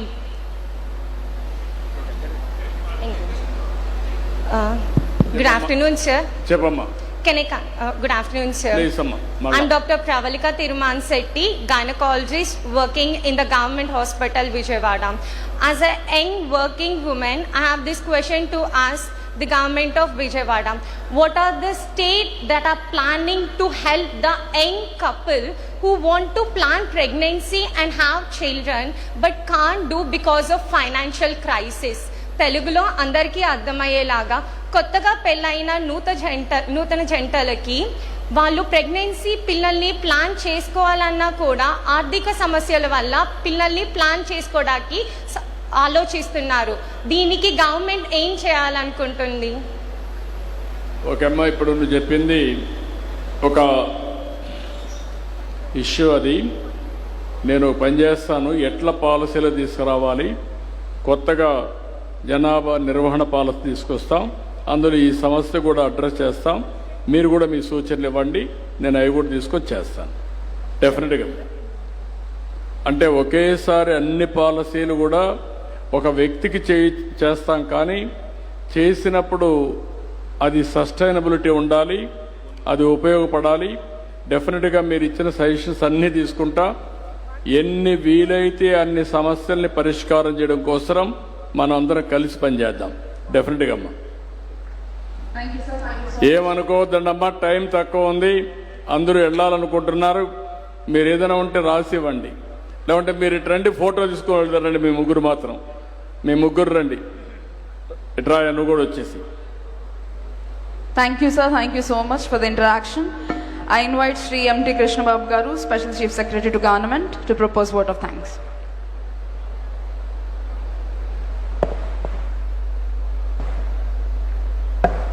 Thank you. We just heard our visionary leader, Honorable Chief Minister of Andhra Pradesh, Sri Nara Chandrababu Naidu Garu, on the need for changing our focus from population control to population management and sustainability. Our Chief Minister always thinks ahead of time, comes up with policies which will be followed by others much later. Thank you, sir, for highlighting the importance of demographic management at a time when total fertility rate in Andhra Pradesh has declined to 1.5, which is well below replacement level of 2.1, where the population aging and labor shortages are emerging as significant challenges. We are all aware, if this trend continues without calibrated intervention, we may soon face shrinking workforce directly impacting economic productivity, rising elderly population projected to touch 23% of the state population by 2047, placing... బాబు ఒక్కసారి అమ్మాయి మాట్లాడుతుంది. అందరికీ నమస్కారం. నా పేరు కమల, మాది దివిసీమ కోడూరు అండి. నేను చాలా పేద కుటుంబం నుంచే వచ్చాను. మా నాన్నగారికి మాకేంటంటే తెలుగుదేశం అనే ఒక ముద్ర పడిపోయింది. పడిపోయేసరికి మా నాన్నగారు నేను డిఎస్సి ప్రిపేర్ అవుతుండగా పెరాలసిస్తో బాధపడుతున్నారు. 5 years బాధపడ్డారు. ఆ టైంలో నేను అనేదాన్ని, నాన్న నేను జాబ్ వచ్చి ఎలాగైనా మిమ్మల్ని కాపాడుకుంటాను అనేదాన్ని. ఎందుకంటే ఫాదర్ డాటర్కి ఉన్న ఎఫెక్షన్ అలా ఉంటుంది. బట్ అన్ఫార్చునేట్లీ నా జాబ్ రావడమే మా నాన్నగారు చనిపోయారు. ఆ టైంలో మేము ఇంకా పెద్ద అప్పటికి నా శాలరీ ఏం పడలేదండి. ఆ టైంలో అప్పుడున్న గవర్నమెంట్ ఏం చేస్తుందంటే డోక్రాలో వచ్చే డబ్బులు కూడా మాకు ఏదైతే తెలుగుదేశం అనే ఒక బ్రాండ్ ఉందో మా ఇంటికి అలా పడిపోయింది, అది కూడా రాకుండా చేసేసారు. అప్పుడు మా అమ్మ పడిన కష్టం వర్ణాతీతం అండి. ఆ తర్వాత మా తమ్ముడు సివిల్ ఇంజనీర్ చేశాడు. మేమంతా కూడా కష్టపడి గవర్నమెంట్, నేనంతా స్టడీస్, మా తమ్ముడు నేనంతా కూడా గవర్నమెంట్ స్టడీస్. మా తమ్ముడు ఇక్కడ విఎస్ సిద్ధార్థలో ర్యాంక్ వచ్చి సివిల్ ఇంజనీర్ చేసినప్పటికీ మా నాన్నగారిని కాపాడుకోవాలని చెప్పి సర్వేర్గా 1 అటెంప్ట్లోనే తనకు మంచి ర్యాంక్ వస్తే దగ్గరలో కోడూరు మందపాకల్లోనే వచ్చిందండి. అప్పుడు కూడా మమ్మల్ని ఒక తెలుగుదేశం బ్రాండ్ అని వేసేసి వాడి పేరు తీసేస్తారండి. మందపాకలు వచ్చింది కానీ మేము తెలుగుదేశం పార్టీ అని ఒక ముద్ర వల్ల వాడి జాబ్ కూడా తీసేయాలని చూసి ఒక 6 months చాలా బాధ పెట్టారు. ఆ తర్వాత ఎలాగోలాగో వాడి ర్యాంక్ రావడము, ఆడి టెస్ట్లన్నీ పాస్ అవ్వడం వల్ల తనకి వచ్చింది. ఆ తర్వాత కూడా ఇలా మేము చాలా ఫేస్ చేసామండి. మా మీద ఒక ముద్ర అనమాట, మా ఇంటికి కోడూరు దివిసీమస్ అలా అన్నమాట. అలాగే నాకు 3 పిల్లలు, ప్రజెంట్ 8th month మా బేబీకి. నేను ఎందువల్ల ఇంత ఎమోషనల్ అవుతున్నానంటే ఒక 3 ఆడపిల్లలు అనేసరికి సమాజంలో కానీ ఇంట్లో కానీ పనిచేసే చోట కానీ చాలా ఒక చులకన భావం లేదంటే ఏదైనా జాలి ఏదో అనొచ్చు. నీకు ఎంతమంది పిల్లలమ్మా అనగానే 3 ఆడపిల్లలు అనేసరికి నా వైపు ఏదోలంగా చూడడం ఒక క్వశ్చన్ మార్క్. కానీ నా భర్త నేను మేమేం అనుకోవట్లేదు. ఆ 3 పిల్లల్ని కూడా సమాజానికి లేదా వాళ్ళ కాళ్ళ మీద వాళ్ళు నిలబెట్టినట్టు చేయాలని మేము చాలా ప్రయత్నిస్తున్నామండి. ఇంట్లో ఓకే మగపిల్లాడు కావాలని కోరికతోనే ఉంచుకున్నాం, కానీ మగపిల్లాడు పుట్ల, కానీ మేము దాన్ని తీసుకున్నాం. ఈ 3 ఆడపిల్లల్ని ఒక స్ట్రాంగ్గా మేము తయారు చేయాలని. కానీ మాకున్న సపోర్ట్స్ కానీ మాకున్న వనరులు కానీ మాకు సపోర్ట్ చేయకపోయినప్పటికీ మేము ధైర్యంతో ఉన్నామండి. సమాజం నుంచి ఎన్నిటువంటి వచ్చినా సరే మేము తట్టుకుంటున్నాము. అలాగే మన సమాజ హితులైనటువంటి నారా చంద్రబాబు నాయుడు గారు, మీకు అందరికీ సభాముఖంగా చెప్తున్నాను, మేము చిన్నప్పటి నుంచి మా నాన్నగారు మేమంతా తెలుగుదేశం అయ్యేసరికి మా పాపని ఎలా చెప్తామంటే టీవీలో వస్తే చంద్రబాబు తాత వస్తున్నారమ్మ అంటే మా 2వ పాప. నిజంగా అండి, ఇది నేను అబద్ధం కాదు చెప్పేది, ఏదో సార్ ముందు చెప్దామని కాదు. చంద్ర తాత వచ్చారు అంటుందండి. నిజం సార్, ఇది నిజంగా నేను చెప్తున్నాను. ఆ విధంగా ఈరోజు నేను మాట్లాడడానికి కూడా అదే, ఇలా ఫ్యామిలీ మెంబర్గా మేము ట్రీట్ చేస్తామండి. అందువలన సార్తో నేను మాట్లాడాలి కాబట్టి వెయిట్ చేస్తున్నాను sir. Thank you so much sir. ఇప్పుడు ఈ అమ్మాయి విషయం చూశారు, సమాజంలో కొన్ని సవాళ్లు వస్తూ ఉంటాయి. వాళ్ళ ఫాదర్ రాజకీయాల్లో ఉంటే కుటుంబం కూడా సఫర్ అయ్యే పరిస్థితి వచ్చింది. అలాంటి జరగడం చాలా దౌర్భాగ్యం, బాధాకరం. రెండో విషయం వారు చెప్పినప్పుడు 3 ఆడపిల్లలుంటే అందరిలో కూడా మగపిల్లలు లేరని చులకనగా చూడడం, దీన్ని ఏమనాలో నాకైతే అర్థం కావడం లేదు. ఇంకా సమాజంలో చాలా మార్పులు రావాలి. నేను ఆ అమ్మాయికి ఒకటే చెప్తున్నా, మీరు 3 ఆడపిల్లలు, మీరు అదృష్టవంతులు. మగపిల్లల కంటే ఆడపిల్లలే తల్లిదండ్రుల్ని బాగా చూసుకుంటారు, నాకు అనుమానం కూడా లేదు. ఈరోజు మగపిల్లల కంటే ఆడపిల్లలకే భవిష్యత్తు బ్రహ్మాండంగా ఉంటుంది, దాంట్లో కూడా అనుమానం లేదు. నువ్వు ఒక రోజున గర్వపడతావమ్మా. ఈరోజు నేను చెప్పిన విషయం గుర్తుపెట్టుకో, you will be very happy.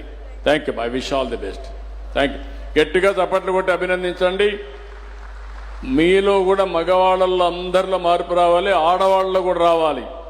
నేను ముందే చెప్పాను, ఆడవాళ్ళలో కూడా ఆడపిల్లలంటే చులకన, మగవాడైతే ఇంట్లో ఉంటాడు ఏదో చూసుకుంటారని ఆనందం, అది కరెక్ట్ కాదు. ఇప్పట్లో మగపిల్లలైనా ఆడపిల్లలైనా రెండూ సమానమే. ఒక మాటలో చెప్పాలంటే భవిష్యత్తులో ఆడపిల్ల ఇంటికి లక్ష్మీదేవి లాంటిది.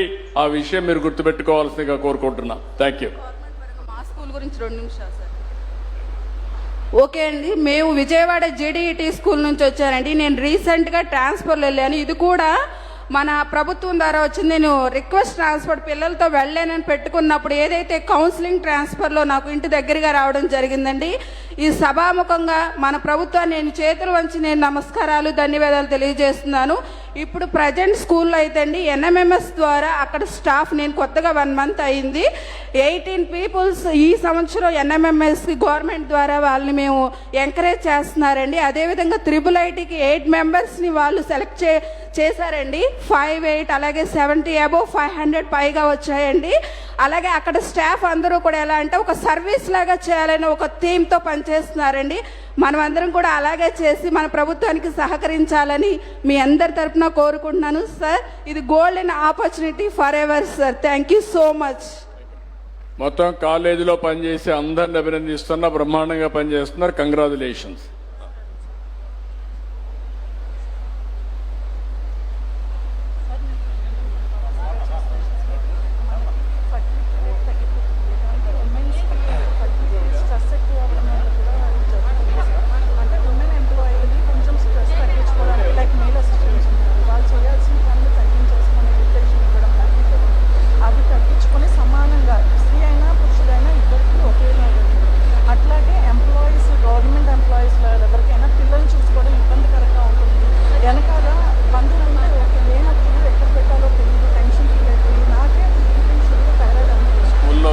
అంటే మనకి గవర్నమెంట్ వాళ్ళే డే కేర్ చిల్డ్రన్ అది పెట్టిస్తే కాస్త మనకు భరోసాగా ఉంటుంది. ఇప్పుడు ఈ అమ్మాయి ఇంట్లో ఏమా కమ్యూనిటీ హెల్త్ ఆఫీసర్ దివ్య కమ్యూనిటీ హెల్త్ ఆఫీసర్ దివ్య కమ్యూనిటీ హెల్త్ వర్కర్ గొల్లపూడి. ఆ అమ్మాయి కోరుకునేది ఏంటంటే పిల్లలు ఉన్నారు, ఎక్కడ పెట్టాలనో తెలియదు, ఆఫీస్కి తీసుకురాలేను, దానివల్ల నాకే టెన్షన్ వచ్చి బీపీ షుగర్ వస్తూ ఉందనే పరిస్థితికి వచ్చింది. తప్పకుండా ప్రతి ఒక్క ఆఫీసులో తొందరలోనే చైల్డ్ కేర్ సెంటర్లో పెట్టి పిల్లల్ని చూసుకునే బాధ్యత అక్కడ ఆఫీస్కే ఇస్తాం. అవన్నీ చేస్తాం. జరిగింది.